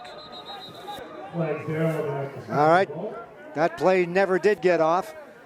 Procedure call. It'll be a procedure call, and it'll go against the Huskies. If you've just joined us, this is Prairie Football Conference action coming to you from Clarke Park in Edmonton. The Edmonton Huskies taking on the Calgary Colts. The Huskies leading this one by a score of 38-0 with 12:06 to go in the third quarter. Well, and I'm sure the Huskies would like to strike quickly on their opening drive of the half. All right, Shamar Booth is the lone setback. Quads on the far side. Motion goes to this side. And there's the quick pass to the flats taken by Harrison Cable. Makes a nice move around one tackler and then is taken down just shy of the 50-yard line at about the 52. And again, totally alone in the backfield. Just that offensive line protecting him, but Janchuk getting the ball away quickly. Yeah, he gets it out quick, and really good blocking by the receivers on the edge for that little snap screen from the slot back. And again, Cable runs with some authority there to get a couple more yards to be just, I guess they're giving him the first down. I thought he was inches short. It is indeed a first down. Ball on the 52-yard line in Calgary territory. Tommy Janchuk back in at quarterback. Janchuk in the pocket, now breaks out, takes off with it to the 45 and is tackled at about the 43-yard line. So Janchuk, seeing the opening, takes off, and here you go. And again, helps when your quarterback's an athlete. He goes through his progressions, it's not there, he pulls it down, and he picks up 8-9 yards just by hitching up into the pocket, seeing it open up, and take those positive yards. Showing some good strength, too, getting away from that tackler who had his hand on his shirt, but he pulled away and got that extra yardage. Janchuk hands it off to Shamar Booth. Shamar Booth again moves forward, backwards, but still gets the first down with a gain of a couple of yards. And that's what we say, the Huskies' ground game hasn't necessarily sprung any huge gains, but it's moving the chains here. It's getting positive yards, it's moving the chains. But give credit, too, to that defensive line of the Calgary Colts. Reed McCruvey in there, Dorian Zadima, and Elijah Paul, and a bunch of the others. They're big guys, and they've been holding their own along that line of scrimmage whenever Shamar Booth has the football. There he is again, Shamar Booth with it. And this time he'll pick up close to 3 yards on the play. And it looks like Harwood, we've called his name a few times tonight. It looks like he's in there on that tackle. But Booth looks to gain about 4 or 5 yards there again, keeping it positive, get that second and medium, second and moderate. So it'll be second and about 7. Ball at about the 38-yard line. 9:25 to go in the third quarter. Mickle substituted in here to get a 5-receiver set, so most likely a passing situation. Back in the pocket. Long to Mickle, and Mickle has it at the 10-yard line. Connor Mickle, but we are going to have a flag on the play along the line of scrimmage, and it's going to come back. And Mickle couldn't squeeze that one in. He hit the ground and just as he hit loose. the ground. Yeah. But it looks like this is on the Huskies regardless. Take a look at this one once again, and yeah, you're right. Actually, I thought the ground had made him fumble the football, but officials say he didn't have control, so. Oh, they called the illegal substitution there, so when 37 came out of the game, Ray and 5 came in. Yeah. Or not 5, but 2. So obviously they'd closed the gate. It was too late when they made that substitution. And we're going to have another field goal attempt, and this one is going to be coming from the 44-yard line. Cole Sabourin, let's see if we can, we can't see any flags. Well, it's coming across the field, actually, from the northeast. So into a bit of a win for Cole Sabourin, 44 yards. The field goal is up, and it has got the length, but it is wide, and the ball is fumbled by the Calgary player. It's still bouncing around, and the Colts will recover it. And it could easily have been recovered there by one of the big defensive ends for the Huskies. I believe that was Corbin Brown out there. You know, when he couldn't squeeze it. When it rains, it pours. Yeah. Calgary has a chance for a big return on a long missed field goal, and they can't hold on to the ball. And now they're starting backed up inside their 5 again. Although it looks like they're marching it out. All right, we got a UR going against the Edmonton Huskies. Oh, no, they'll move it out to the 20. That gives the Colts some breathing room there. Mm-hmm.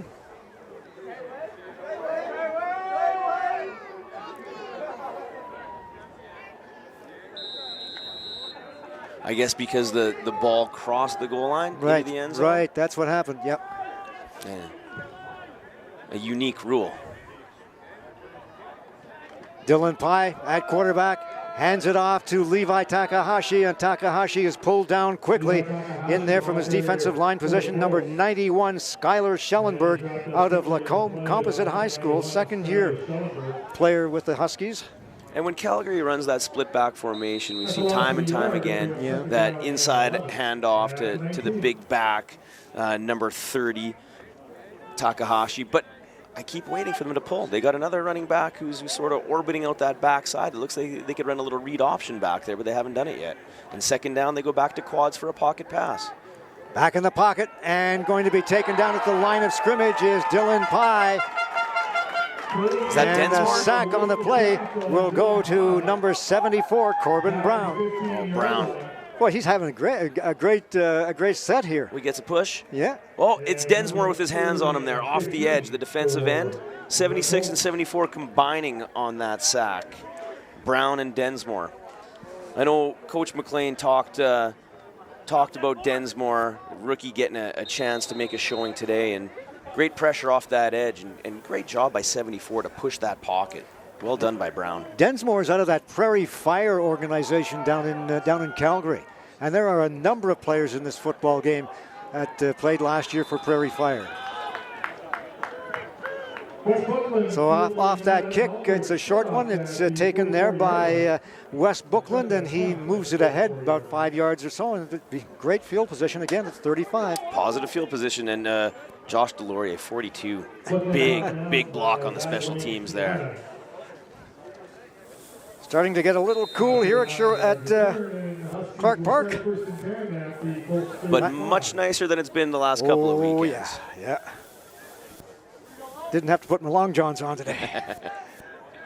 All right, first down for the Huskies. Brendan Guy is at quarterback. He hands it off deep in the backfield to Shamar Booth, and Booth is taken down just shy of the first down, but there is a flag on the play. I think we're going to have an illegal block here. That's what it looks like. This one will be coming back. Huskies went to their double tight end set here to try to get the edge outside zone run play with Booth. But yeah, looks this is coming back for a hold. 10 yards back, and it'll be 2nd and 20. They called the big receiver there, Cable, out of Leduc on the hold on that one. So that shuttling in and out of quarterbacks continues with Brendan Guy in there. On the play action, the pass into the middle, and it was intended out there for number 86, Jake Strakowicz. And he couldn't hang on to it, so it'll be 3rd and 20. Yeah, it looked like he had the option of giving the run there, but he decided to pull it out for the pass on the slant. But Strakowicz held up on his route a little bit there, too. Coming across the middle. I don't know if he saw shadows or what, but he held up a little bit. Looks like they're going to stay out there. What's 2nd down? 2nd and 35. So there's the pass into the far side, right into the arms of the intended receiver again, number 87, Chris Edmond, but he couldn't hold on. He was going to be well short of the first down anyway. Yeah, he was going to be short, but you got to hold on to that one. That would have been 17 yards of real estate gained anyways. And he went up for it. He's going to take the hit. That's Zulu in there again on the hit. He's been active tonight. That would have put them within field goal range anyway. That's right.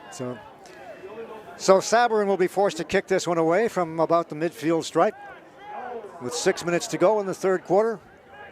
They're bringing pressure again. From the outside, he's going to block it. No, he gets it away somehow.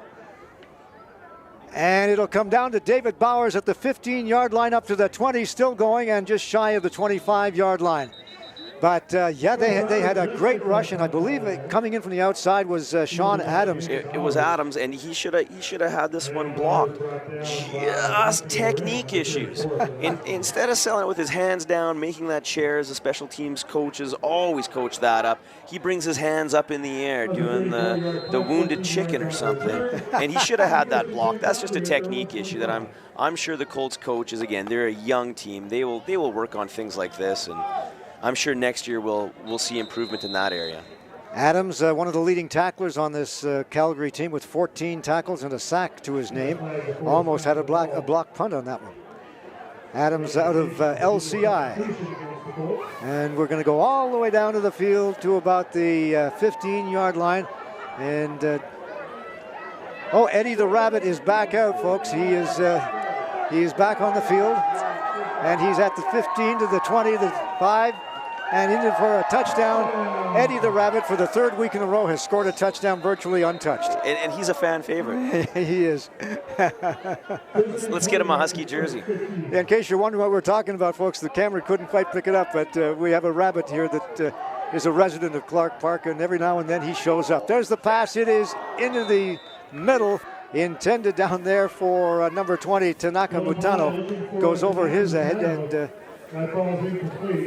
and Pye showing his athletic ability again. Yeah. Densmore came in off the edge, but we talk about technique. If Densmore is just a little bit deeper off that back hip, he probably makes the sack when the quarterback reverses direction. And he came in just a little bit too shallow, and the quarterback's able to reverse his direction and get the edge. So it'll be 2nd and 10. Ball on about the 15-yard line. Single setback.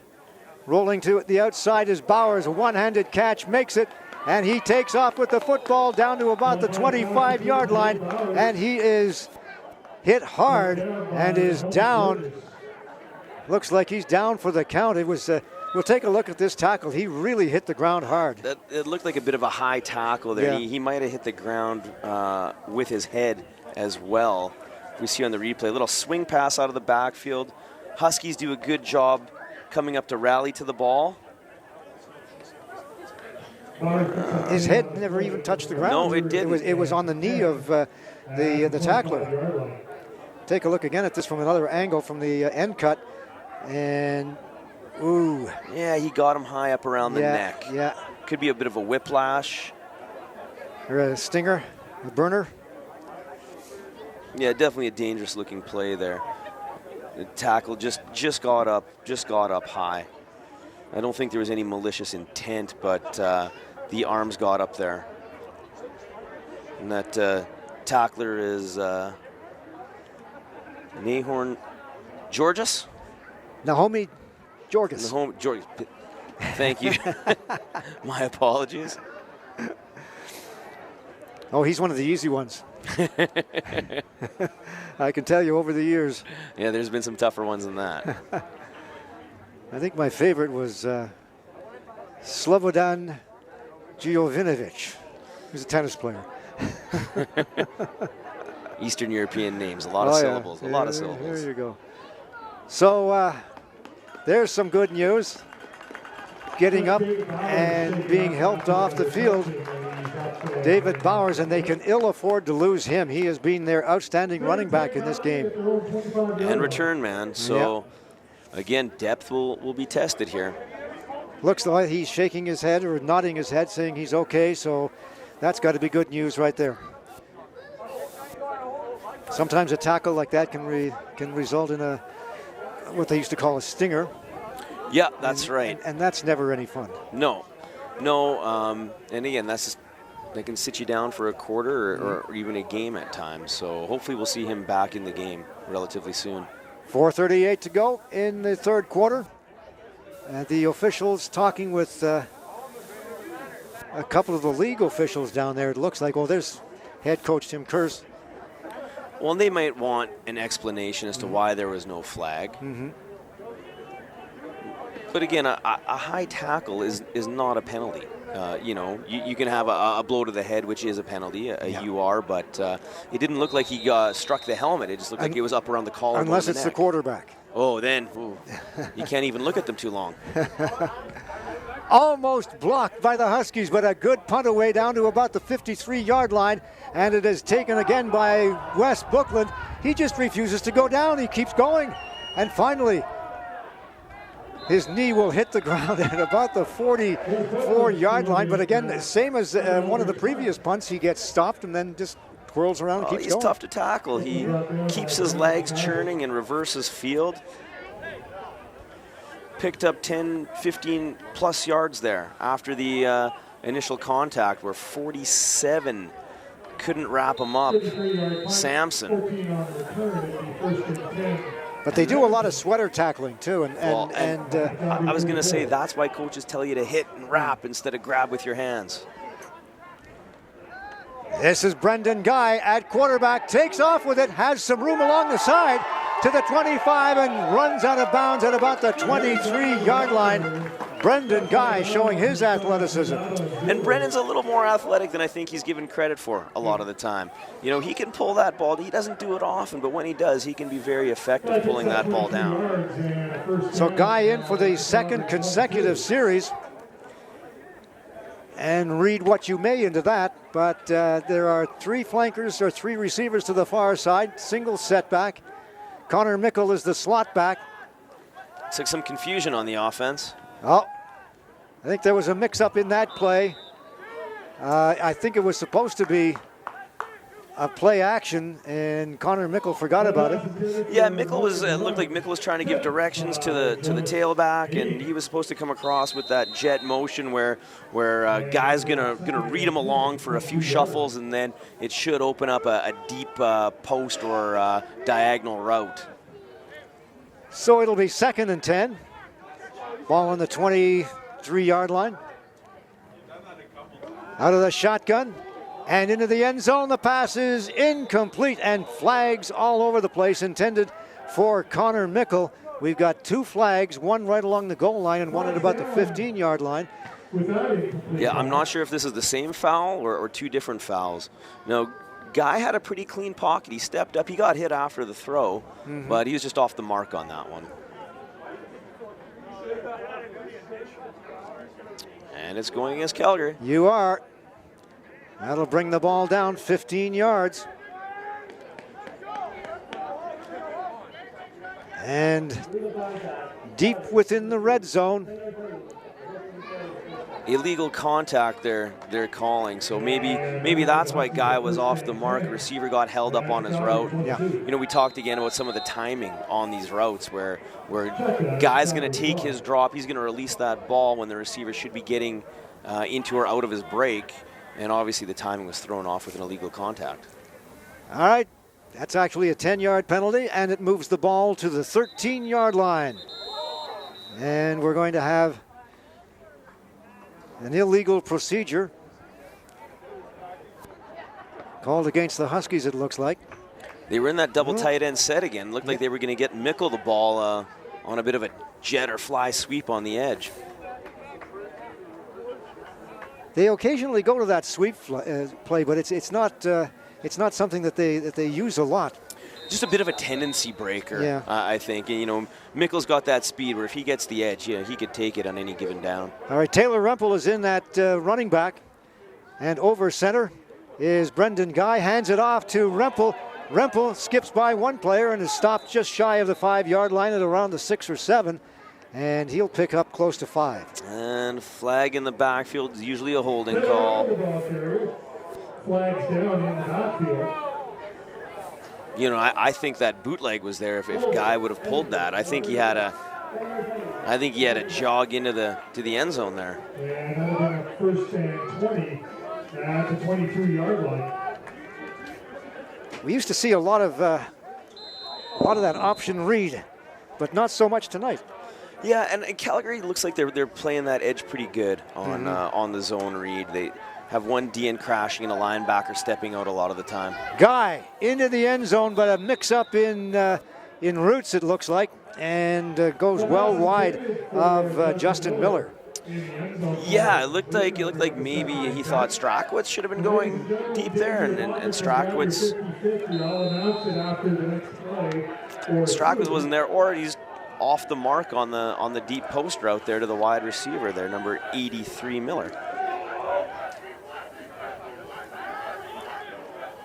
Again, back in the pocket, gets away from one tackler. That's that Zulu again. He was in there quickly and running out of bounds, and actually catching him from behind was Ndaba Zulu. Yeah, he impressive young man. Yeah, he's got speed. He came to play tonight. He's very active. Hasn't been a perfect game, but I love the effort and enthusiasm he shows. Now, it looked like Strachwitz was going to run that little hide route underneath the formation of the line, but it got disrupted with the pressure off the edge. Guy actually made a shifty little move to pull it up, but his eyes were downfield, but he couldn't decide whether he's going to use his legs or his arm, and doesn't get anything out of it. All right, Sabourin going for his third field goal attempt. This one from about the 33-yard line. It's got the length, no doubt about that, but it is going to go wide and over the touchline. And with that, a single point. The Canadian single point. Yeah. Wow. Well, he's got the leg. He's wide left a couple times, but he's got the leg to get it there. And that's something unusual for Cole Sabourin. 5-7-0. Well, the 35-yard line will be about the best starting position all night for Calgary. All right. So they're in the quads formation with a tight end to the boundary. Rolling this side. Pye has a man open, and the pass is well short of him. Intended down there for number 83, Daniel De Bruin. Well, you know, he threw it right where his body was turned. He didn't get that hip and shoulder upfield to deliver the ball. But fortunately for Calgary, it's like a flag on the Huskies. All right, they got a new safety out there for the Huskies. Playing well back, young man by the name of Trey Irwin. And we want to, on behalf of everyone here at ICU Video, wish Trey a very happy 18th birthday. So the birthday boy gets to see some action. 18. Back in the pocket. Swing pass to this side. Complete at the 50 to the midfield stripe and run out of bounds is number 24, Kiana Vad Wayne Kiana, known to his buddies as Vad. Well, not Vlad, but Vad. And he did a good job getting to the sticks to get a rare first down. Well, they're marking him just inches short. Just inches short. It was number 26, Wandy. I'll let you pronounce his first name. Sure, give me the tough ones. Yeah, go ahead, yeah. All right, Dylan Pye rolls to his left. Looks downfield, passes short of the intended target. Number 82, Brandon McIsaac. Looked like there was a mix-up in the backfield. Running back went the wrong way here on the little play-action fake. Quarterback opens left, running back goes right. You're not fooling anybody on that. Yeah, Densmore in there putting some pressure on Pye as well. I can see why Coach McLean spoke highly about Densmore. Coach Tobert must be loving that addition to his defense. Ball just shy of the midfield stripe.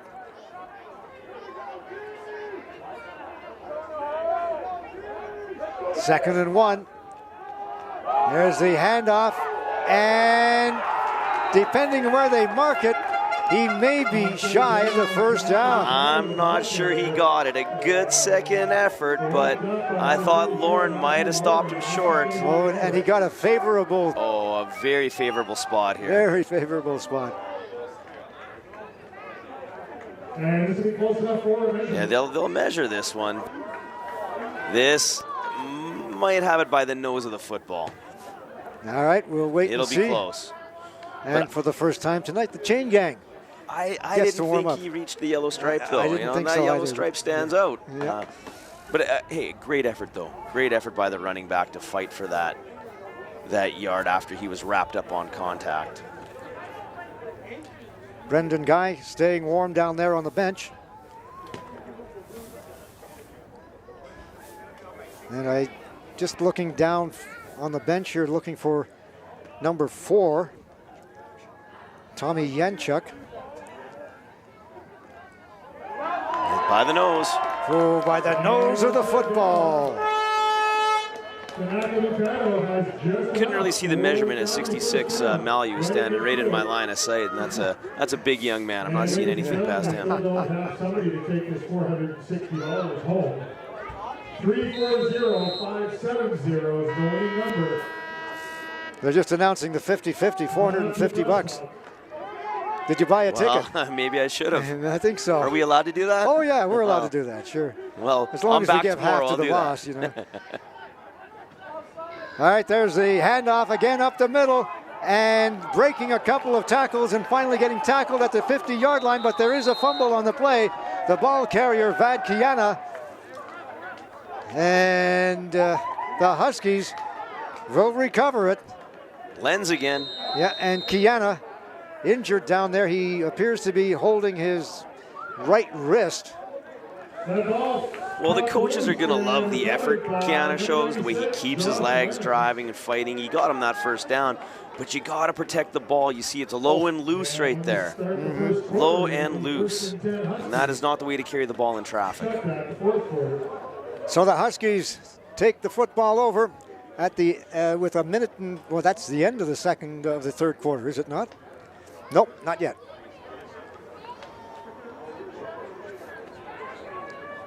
Well, self-inflicted wounds again from a young team. So at the end of the third quarter, it's 39-0 in favor of the Edmonton Huskies. And we want to thank Hertz Equipment Rental, the Edmonton Eskimos, Eskimo Excavator Limited, and Glenn Sather Sports Medicine Clinic for sponsoring this Edmonton Huskies football team. Kevin? Well, thanks a lot, Dave. Of course, you know, coming up tomorrow afternoon is the best in the business, the best in the country, the four-time defending national champion Saskatoon Hilltops come into Clarke Stadium tomorrow afternoon. 1 o'clock, they're going to take on the much improved Edmonton Wildcats in a big game here at Clarke Stadium.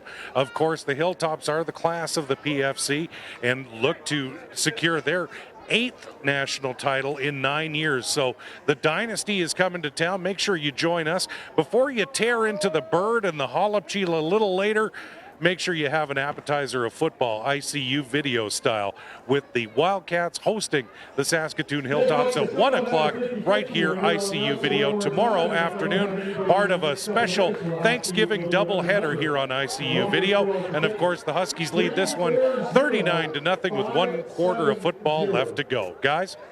Oh, now you've made me hungry. That's right, guys. I'll tell you, Wow. You get into that gravy and the holopchi and the pita hair and everything. Guys, it's a big day tomorrow. So like I say, join us right before dinner, and we'll take you right into dinner with some PFC football as an appetizer, Well, I'll guys. tell you what, if the Wildcats fans are half as vociferous as this Huskies group of fans down here, we should be in for a good football game. There's the play action and the pass into the middle, but no one around it. I think it might have been intended for Connor Mickle, but well wide of the intended target. Yeah, not quite sure who he was looking for. And we have a new quarterback out there. He is Jordan Lane out of the Stettler Wildcats. Yeah, I think Jordan wanted Mickle. He just a little anxious to get that ball out of his hand quickly. So Jordan Lane, I believe, seeing his first action in the Prairie Football Conference. There's the snap. It goes over his arms. He manages to pick it up, and he's going to be run all the way back to just shy of the 40-yard line. But tough break for the young man. Couldn't quite handle that snap, and he will go off the field somewhat dejected. He ran right into Harwood, too. That's not the guy you want to see when you look up from picking the ball up off the turf. But I think he was probably looking at the coverage, the secondary, and he didn't look that ball in. The snap was a little to the left, but quarterback's got to be able to corral that ball. Yeah, and that's a rookie mistake. It's his first game. It's his first chance to impress the coaches. And that's exactly what that is. Yeah. Rookie mistake. Yeah. There's a high kick all the way down to the 40-yard line. The ball comes loose, and the Colts will recover. Right in and out of the hands of Dallas Burke, but he managed to bounce on it, and I think we're going to have a no yards Should be called. 15 yards, no yards, as the ball was in the air. Short ball with lots of hang time. Oh, Shane Samuels was almost in his back pocket. Yeah, he was. And again, the Colts bringing lots of heat, getting pressure. They might block another one before the night's over. I think we can safely say that the special teams for the Calgary Colts have probably been the strongest aspect of their game tonight. Yeah, you know, they've had some pressure. The only issues they've had is ball security. Yeah. And again, a young team, those are things that need to be ironed out. All right, this is Dylan Pye. He hands it off right side, taken by Vad Kiana. And Kiana will pick up a gain of about maybe three yards or so. 2nd and 7. And they keep going to that ground game. 96, knifing in off the edge. Lentz. He's piling up the stats tonight. Oh, yeah. Just inside the Huskies. So this is a passing down. 2nd and about 7. He's got 3 receivers to this side. Motion goes left, and the pass is complete at the 50. But it will be shy of the first down. Nice pass, nice catch, nice tackle, good play all around. The catch made by Alex Groshak and the tackle by number 24. 24. Okay, we don't have a 24 on it. You Maurice do. Dubois. Yes, Maurice Dubois. Excellent fill. Receiver catches the ball at the 50 and goes down at the 50. And it's going to be 3rd and about 5, and the Colts are going to go for it.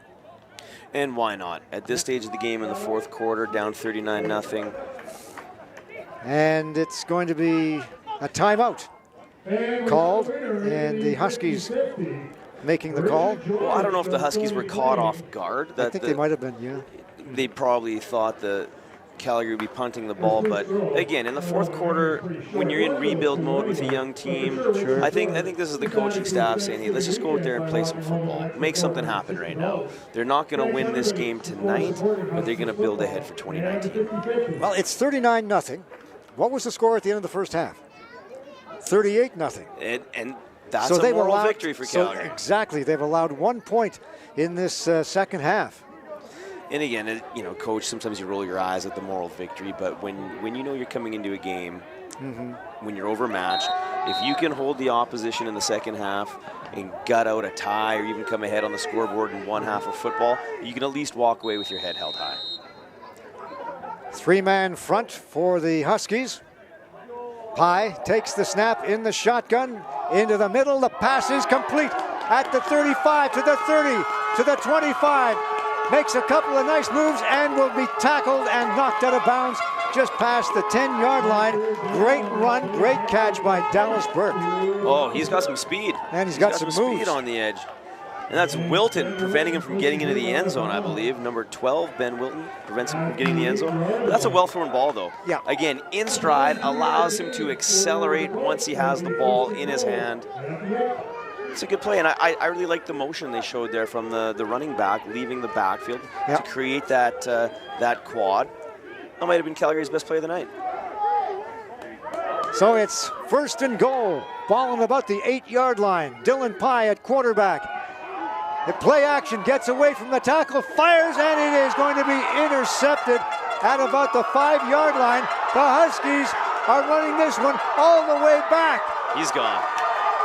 Nobody anywhere near him. He's got blockers, and it's going to be into the end zone. 105 yards taken there by Ben Wilton.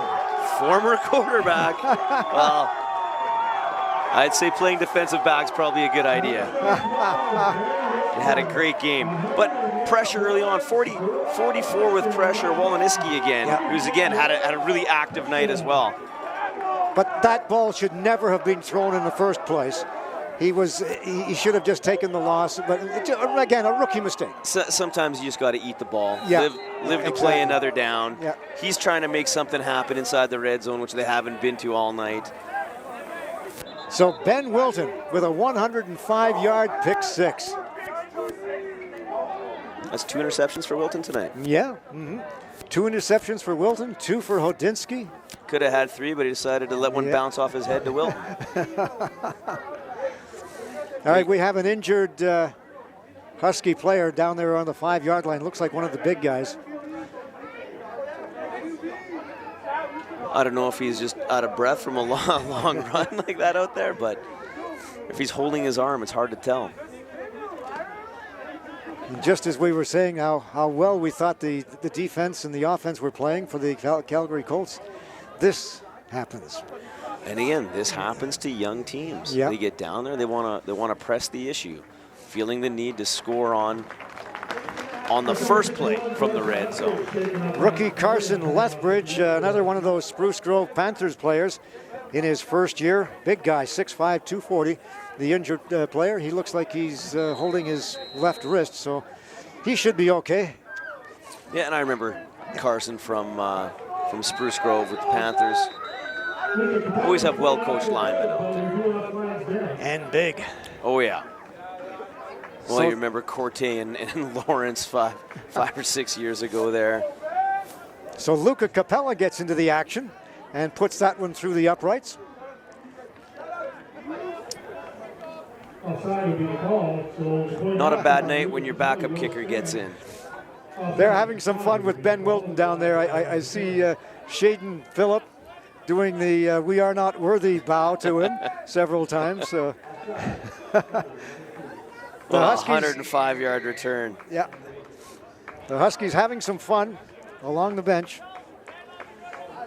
and it's a good opportunity for them to kind of let loose a little bit. It's been a tough season. They had that tough loss last week in Saskatoon, and one that really could have gotten them a first-place finish and home field advantage through the playoffs. But that tough Saskatoon team just came on at the end again, and like they so often do, they just wear you down.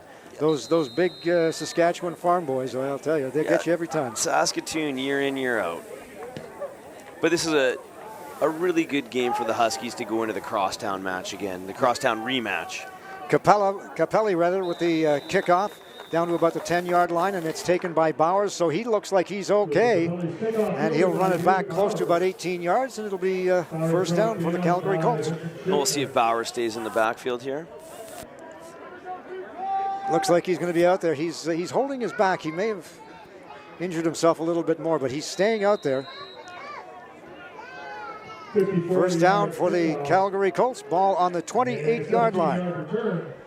About average field position to start for them tonight. You're going to motion over into that quads again. Rolling out to this side. Into the middle. The pass is high. Oh, I think they're going to get roughing the passer. Pye having a lot of trouble keeping that football down. I don't know whether it's because he's passing off his back foot. He's just not striding into it. It's a bit of a zone read with the half rollout. And again, he stopped his momentum right there. He's just fighting a little bit with technique there, and it is sailing on. So the call goes against the Huskies. That'll bring the football up to the 43. First down and 10, 46-0 in favor of the Huskies. Two receivers far side, two this side. There's the handoff to Bowers. He'll look to find the outside. He does, and enough to pick up a gain of maybe 2 or 3 yards on the play. But a good job of stringing that one out by one of the defensive backs back there, number 24, once again, Maurice Dubois. Yeah, and Coogan came down hard off the edge to force the ball carrier back in. Calgary hasn't used that H-back look very often, where it's really like a tight end just set back from the line, and it's kind of a giveaway. They want to run a stretch to his side. All right, quads to this side on the motion. And now getting out of the pocket and being chased and tackled at the 30-yard line. Guess who, folks? Densmore.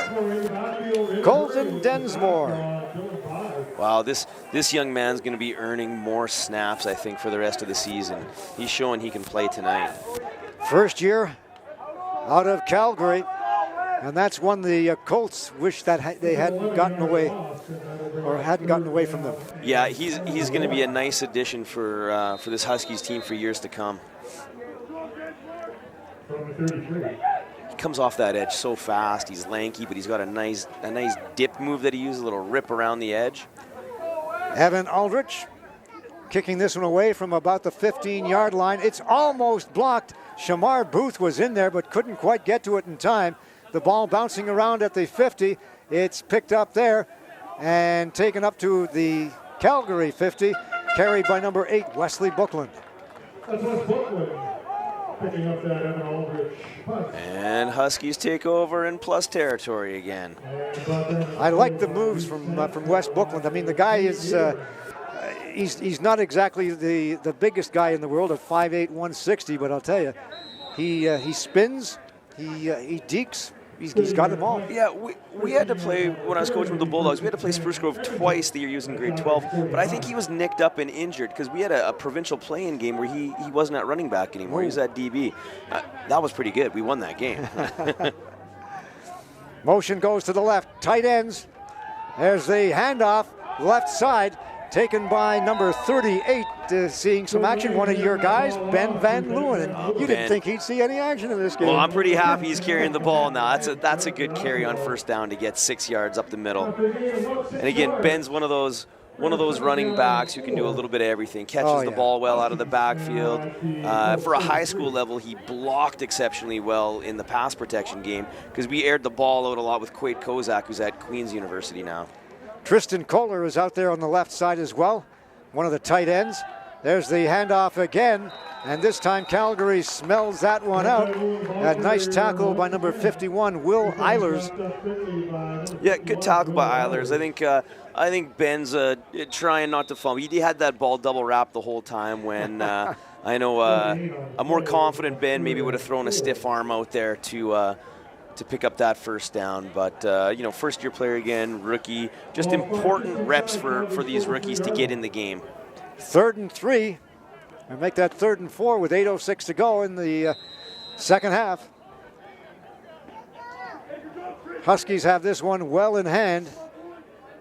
And let's see now, who are we going to get into the game to kick this one away? It is number 25, Luca Capelli. And Capelli, the heir apparent to Cole Saverin, gets a high spiraling kick away, but we have another flag. I don't know if this where is the kicker was. A procedure call. Well-placed punt, though. Yeah. Capelli still out on the field, so I think we can assume that it's against the Huskies, and they will be moving back into their own zone. Zulu's looking to the bench to see what the coaches want. I love when players do that because you never know what's said out there sometimes. And they're moving it back. Zulu is in his 3rd year with the Colts, so he's one of the veterans, one of the few veterans on this football team. And as far as game day goes, it looks like he leads by example out there. There's a kid that hasn't had any letdown whatsoever. Oh, bad snap. Capelli is forced to pick it up and run with it. Gets around one tackler and is finally run out of bounds, but we're going to have a late hit out of bounds on Capelli. And you got to take another look at this one, though, Coach. Well, self-inflicted wounds. I couldn't tell in live. That's a tackling. Oh, sure, yeah. He came late. Yeah. He came late. Sharon's down there, veteran official. She does a good job. Sharon Airy of the football Aries. Yeah, that's right. So this one's going to be, it's going to hurt the Colts big time. Wow. There was a flag earlier on the play as well. See, there are 3 flags down there. There was one as like Capelli was 13 running. men on the field. 13 men on the field, late hit. All mistakes from a young team. All right, here we go from Kyle Miller. And we said often the special teams, when you get young guys in the game, that's where it can all go wrong in a hurry. At any level of football, when you get backup guys going in, special teams can fall apart in a hurry. And you need coaches watching, hopefully from up in the booth, to make sure you get if they see 13 men, get one off quick. This one is 3. Didn't catch the 3rd one. Illegal substitution, hitting out of bounds, and not sure what the 3rd one was. It might have been a head hit. Objectionable Third one was an OC, guys, on the bench. Calgary bench, either a player or a coach decided to share an opinion that wasn't all that popular with the officials, guys. Good call, Kevin. Thank you. That happens from time to time. All right, Jordan Lane again, the quarterback, the pass into the end zone. It is complete at the 3-yard line, and going up for it and pulling it down was number 84, Jermaine Watkins. Jermaine Watkins. He had Emmy Lazard. Let me think. Yes. Yeah. Emmy Lazard. I remember watching him last year. I thought he was the best receiver in Division 3. He had to go high for that one, pulled it down and stayed in bounds. And a nice pass by Jordan Lane. There's the handoff now up the middle. Touchdown for the Huskies. I think that's my guy. I think that's 38. Ben Van Leeuwen. First touchdown as a Husky. Yeah. I swear I think he looked up into the booth and looked at you. Well, I'm happy for Ben. Such a great young man. Ben Van Leeuwen with his third carry of the season and his first touchdown in the Prairie Football Conference. So he won the most prestigious award we give out, Convert Good. Most prestigious award we give out. It's more about character than it is about being a great football player. And he really was a backbone for our team last year. So everybody's getting into the action here. Luca Capelli just took the convert, his second of the game, and he'll be taking the kickoff as well, giving Cole Sabrin a bit of a break. Normally, I would think that Cole would be out there, but he's not really in the race for the leading scorer in the Prairie Football Conference this year. He's been the top scorer the last couple of years, but this year there's a kicker out there in Saskatoon who's been kicking a whole lot more field goals and converts. They put up a lot of points on the guys. Kevin from the sideline. Coach Ian McLean just walked over to me and said, "Tell Chad Hill that one's for him." Great line. That is great. Ian's a thoughtful guy, isn't he? That's terrific to hear. Thank you, Kevin. Everybody's having, when it's 53-0, everybody's having fun. If you're wearing a black uniform. That's true. Yes, it's a long night on the other side of the field and a long season, guys. Good kickoff by Capelli down to the 5-yard line, and it's taken by Bowers. Oh, make that number 85. No, it is 25. Sorry, David Bowers. And you heard the ooze coming from the fans down here. He was stood up at about the 19-yard line. I think that was Waleniski in there again. He's had a great night tonight as well. Making plays all over the field. Defense, specials. Boom. It was 44. Oh. Gets that pad level low, comes up right under the chin of the returner. First and 10 Colts at their own 20-yard line. All right, 3 receivers to the far side. Now the motion goes this way. There's the handoff again to Bowers. Couple of nice moves. Really impressed with the way this little guy can go. Oh, Bowers, that jump cut, especially to his left. He seems to really be able to have that jump cut to his left, where he gets lateral and vertical all at once. Right there. Ooh, 34. Tried to get him on an arm tackle there. Lauren. That's not going to work. You got to close down on that angle off that back hip. But Dubois coming up from his halfback position to make the tackle.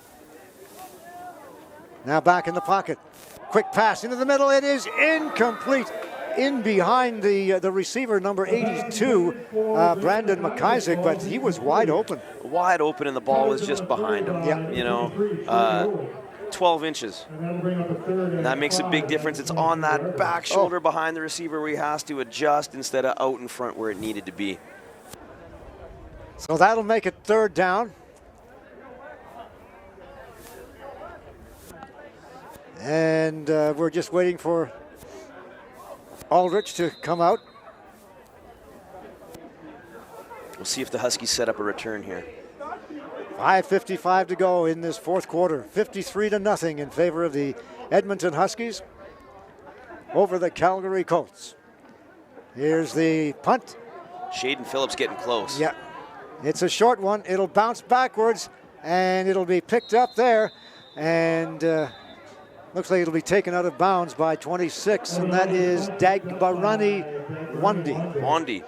I thought he might have drawn the no yards there. That had to have been close. Well, there was no penalty on or no flag on the play. I thought it was. I thought it they was were no yards. all over him. But take a look at this. Oh, he may have gotten That's out of the close. way. Yeah. Again, who am I to question the professionals down there? Backpedaling very quickly. Jordan Lane still at quarterback. First-year player from Stettler. He'll take the ball himself, takes off with it to the 30, and out of bounds at about the 27-yard line, and that was his number all the way. I really like this play. So it looks, if you're on the defense, it looks like it's going to be a jet sweep to 86 Strakowitz, and you got big 59 pulling around here. It's a quarterback power, right up the middle. You just give the look like it's going to be a perimeter run, and you run power up the middle. And again, guys, I love the offense Coach Walters runs. We steal some of this as well. We run stuff like this. Excellent plays there by Walters. Handoff again, Ben Van Leeuwen, and Van Leeuwen plows ahead for a gain of about maybe 2 or 3. Looked like the ball might have come loose, but Van Leeuwen comes up with it. And Ben's a big back. He is. He's strong, and something that we've worked on over the years is getting his pad level low. You know, he only started football after Labor Day in grade 10, and because he's a big kid, you know, a lot of the coaches, we want him on the offensive line for a junior team, right? And we said, well, he can run the ball really well. We moved him to running back later on in the year, and so he's still learning to get that pad level low. Lane fumbles and is sacked. Back around the 27-yard line, and again, perhaps a little bit of a mix-up in the backfield, but yeah, and this happens with two young guys there. It looked maybe like the quarterback wanted to pull that out. Yeah. He had the Ben probably wanted to take it. Yeah. Had that read going, and that's something that looks so easy when guys are used to repping that together with the mesh. We got a third-string quarterback and a young backup running back, and they may not run that play together very often. And again, that can be the big difference. Okay, Luca Capelli in now for a 33-yard field goal attempt. He's got the length, and it is through the uprights. 56-0 in favor of the Edmonton Huskies.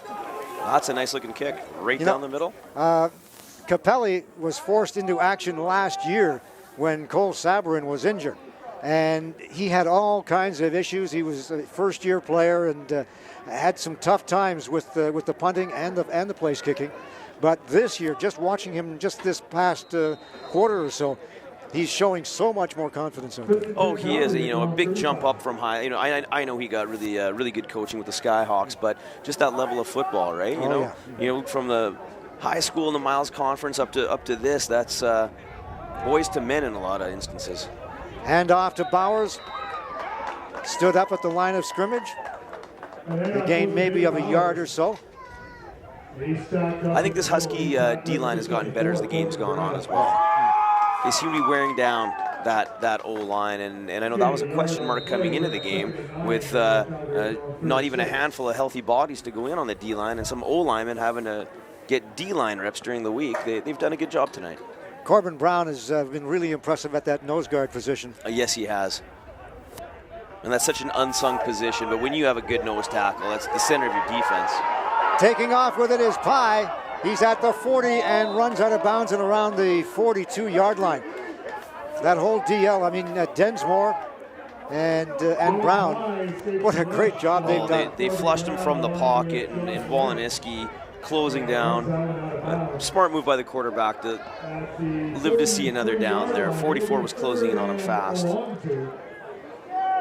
And we should make mention as well, you know, no Jason Brown tonight. That's right. Leader of this defense. 38 tackles going into this football game. Can you imagine that? I saw him play high school, so, you know, but honestly, you know, he was a little bit not the fastest guy, not the biggest guy, but just an instinctive linebacker. Seems to have a nose for the football. And what a great career as a Husky he's had. Final year. He'll be graduating this year. There's the snap. It's a low one. Taking off with it is Evan Aldrich, but in there very quickly, Shaden Phillips. Yeah, you're not going to get away from Shaden like that. No. He's been close a couple of times tonight on those punts. Yeah. He's coming through 93. Abraham's blocking him inside. Well, that's right where the punter took it on the low snap. So he actually gave Shaden just a little bit of momentum to make that tackle. All right, first down for the Huskies. Turnover on downs. Ball on the 35-yard line. The officials are blowing it down, so they'll go back into the huddle. And Jordan Lane will have an opportunity to come back to the bench and talk things over with Rick Walters. Well, and giving the young quarterback some extra guidance on the timeout would be nice if you're a Husky fan, if you want to see these young guys get valuable reps in to make sure they have their assignments down pat here. Well, a great field position again at the 35-yard line. I'm sure they want to come away with some points. And guys, Kevin from the sideline, coming up at the end of the game, we'll be chatting with Ben Wilton, number 12 of the Edmonton Huskies, who had the big 105-yard interception return for the touchdown. So we'll talk about his house call, and we'll also have a chat with Ian McLean as we tee up tomorrow's game with the Wildcats and, of course, next week's Battle of Edmonton. So lots to talk about on the ICU Video Procast post-game, guys. Thank you very much, Kevin. Appreciate that. Rolling out to his right is Jordan Lane. Pass is complete at the 30-yard line and run out of bounds at around the 29 or so is number 86, Jake Strakowicz. It's a nice little bootleg play right here. I thought the bootleg was there earlier in the game as well. Strakowicz runs a little bit of a banger out where it looks like a slant inside, bangs it back out to the sidelines. Strakowicz is a pretty smooth receiver. He's going to be good. 2:15 to go in the football game. There's the handoff up the middle again to Van Leeuwen. And Van Leeuwen shows a lot of gumption. Stopped a couple of times and finally falls backwards over the 25-yard line. Yeah, he makes one nice jump cut in the hole, breaks a tackle there from 47, but unfortunately runs right into the back end of 56, who gets a rather unorthodox tackle, Reese Winder. Third and short. Lane takes it left side and up for the first down as he crosses the 25-yard line. And he does. He gets down low, and a good crush there by the offensive line. Oh, and I'll give some props to number 68 in there, James Serrani. That's another one of my guys right there. James, a first-year player, was our outstanding offensive lineman 2 years in a row, and followed Big James there for the first down. Speaking of big Dorian Zidema, going off for the Colts under his own steam. He should be okay. Yeah, he looks to be all right. Helmet off, though. We'll see how serious that is on the sidelines. So just outside the red zone. First down and 10. The ball on the 24-yard line. There's the handoff again to Van Leeuwen, and Van Leeuwen crashes over a couple of players and finally is taken down by number 91, Jarek Rathwell. That's what Ben can bring to the table. If you look, Jack Hanna gets an excellent cut block on the backside, and Ben lowers his shoulders on contact there to pick up an extra few yards. 6 yards. That's the Ben I'm used to seeing carry the ball, and you see that confidence coming through, and that's what's important in games like this for all these young players, these first, second-year guys that are getting their first real taste of action this season.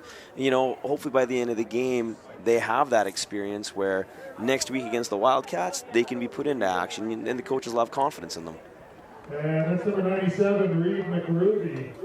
You know, sometimes coaches say nothing good ever happens from a blowout, but you know, it's a test of character. If you're Calgary, you got to learn from this. You got to grow from this. Mm-hmm. And if you're on the Huskies, obviously it's a lot more fun down on that sidelines. But you're hoping these young guys get something out of this game. Mind you, the Colts have been in a number of these types of blowouts, and but again, as the coach was saying, it's just something that you have to accept at this time in your career and then move on to next season. And as long as they have a plan in place. Yep. Jordan Lane hands it off to Van Leeuwen once again. One, as you know, Chad, Southern Alberta, there is no shortage of talent in that part of the province. So this organization will bounce back. But right now, as Tim Kerrs, in chatting with him, as he said, you got to go through the rain to get to the rainbow. Good. Thank you very much, Kevin. Appreciate that. And that is so true. Well, those are words of wisdom right there. Yeah, right there. But it is, and you know, when if they start in the recruiting classes, getting some talent in, and you're right, there's no shortage of talent there. There's good athletes. They just need some of them in their uniform. Lane takes the snap out of the shotgun, rolls to his left, fires into the end zone. Touchdown! No! In and out of the hands of the receiver down there, and that was number 89. Kyle Brown. Kyle Brown, yeah, that's why I thought it was Michael, but it didn't look right. Kyle Brown. Yeah, that's one he wishes he could have again. I know he's a young player, but you got to squeeze those and just look those in.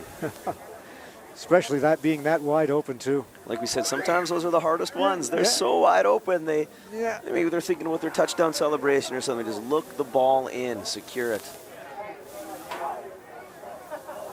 This is Dylan Pyle, hands it off again. Reversing his field is David Bowers. Bowers makes a couple of moves and is sandwiched and taken down just over the 25-yard line. And in on the tackle was Matthew Lauren from St. Joe's in Grand Prairie again. And guys, as long as players like David Bowers are in the lineup for this team, you know what, this organization will be in good hands, because this kid was hurt. He's been the spark plug for the entire Colts team tonight. So a real tip of the cap to number 25 of the Colts, who don't tell him he's down by 56. And he's got 4 more years of junior eligibility left. Here's the long pass. It's into the middle. It is complete at center field.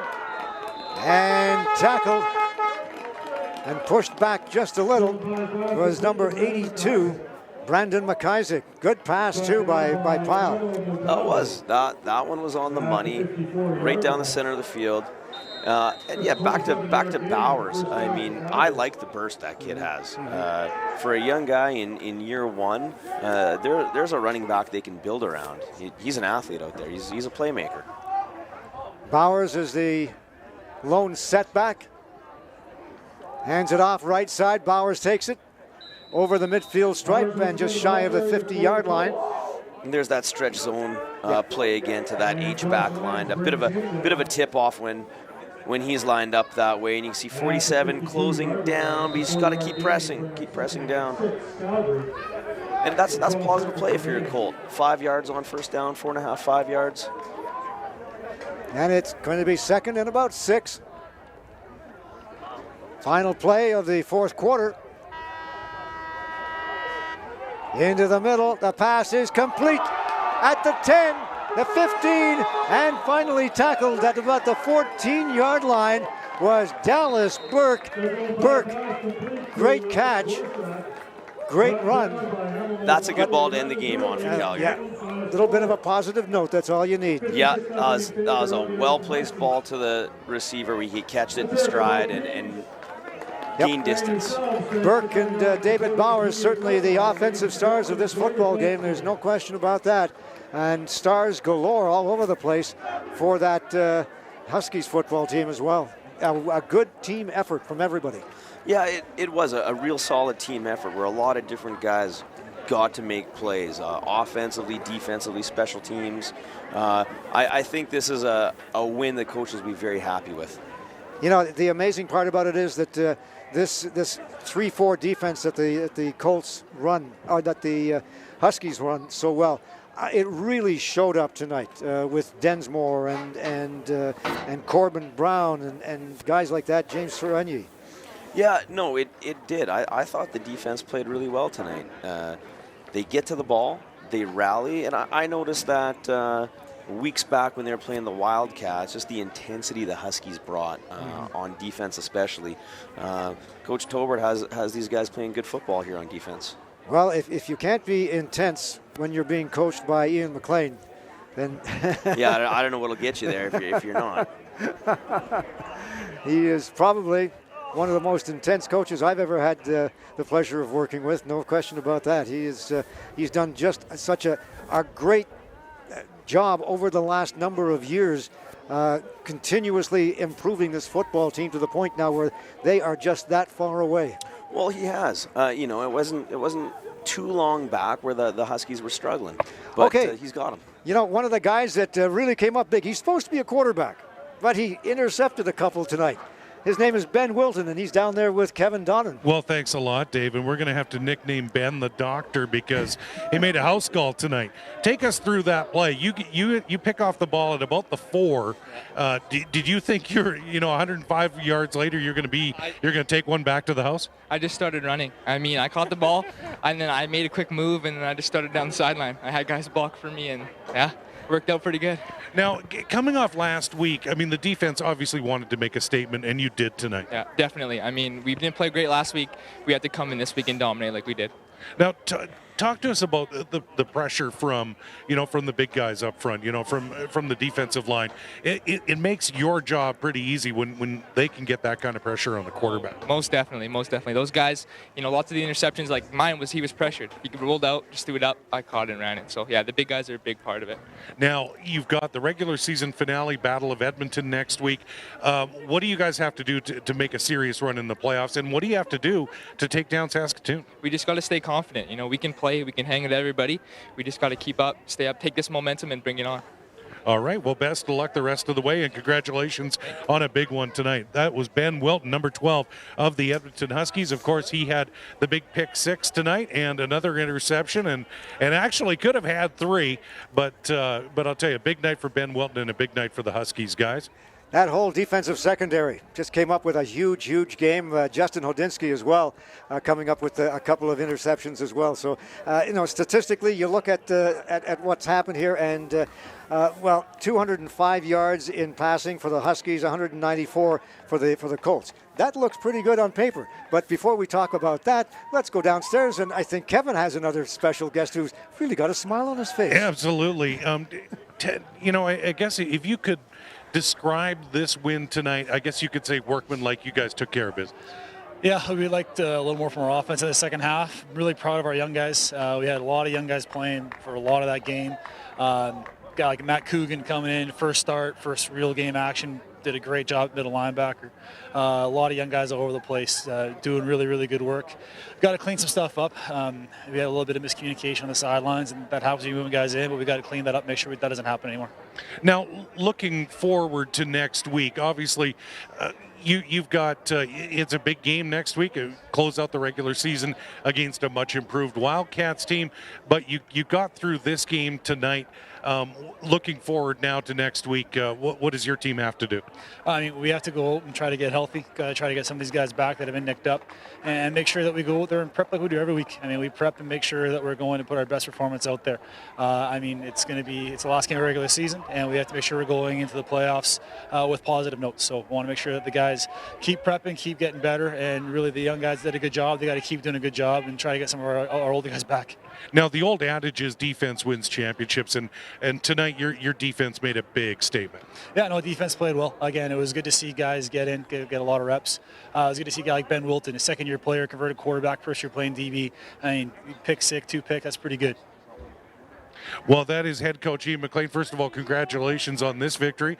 Good luck next week, and as we take a run towards the postseason. So best of luck the rest of the way, and congratulations on a big one tonight. So before we close things up, let's send things back upstairs to Dave and Chad with their final thoughts. Then we'll wrap things up from the field here at Clarke Stadium. Guys? Kevin Donnan, thank you very much. And, we're looking at the statistics, and they are surprisingly close. I mean, let's take a look, first of all, at total offense. 301 yards for the Huskies to 258 for the Calgary Colts. You wouldn't expect it to be that close. You? It surprised me a little bit, but when you think about it, the Huskies had field position inside Colt territory, right? Only so many yards you can get there, and they were coming away with points on short drives. This is true, right? Yeah. Whereas Calgary was backed up deep all the time, so even if they were getting a couple of first downs or one big pass play, they still weren't in scoring territory. 12 for 24 in passing for the Colts, mainly off the arm of Dylan Pye, who had to come in to replace Cole Belway, who is out with the concussion protocol. And 13 of 24, so again close for both Tommy Yanchuk and Brendan Guy. Again, close.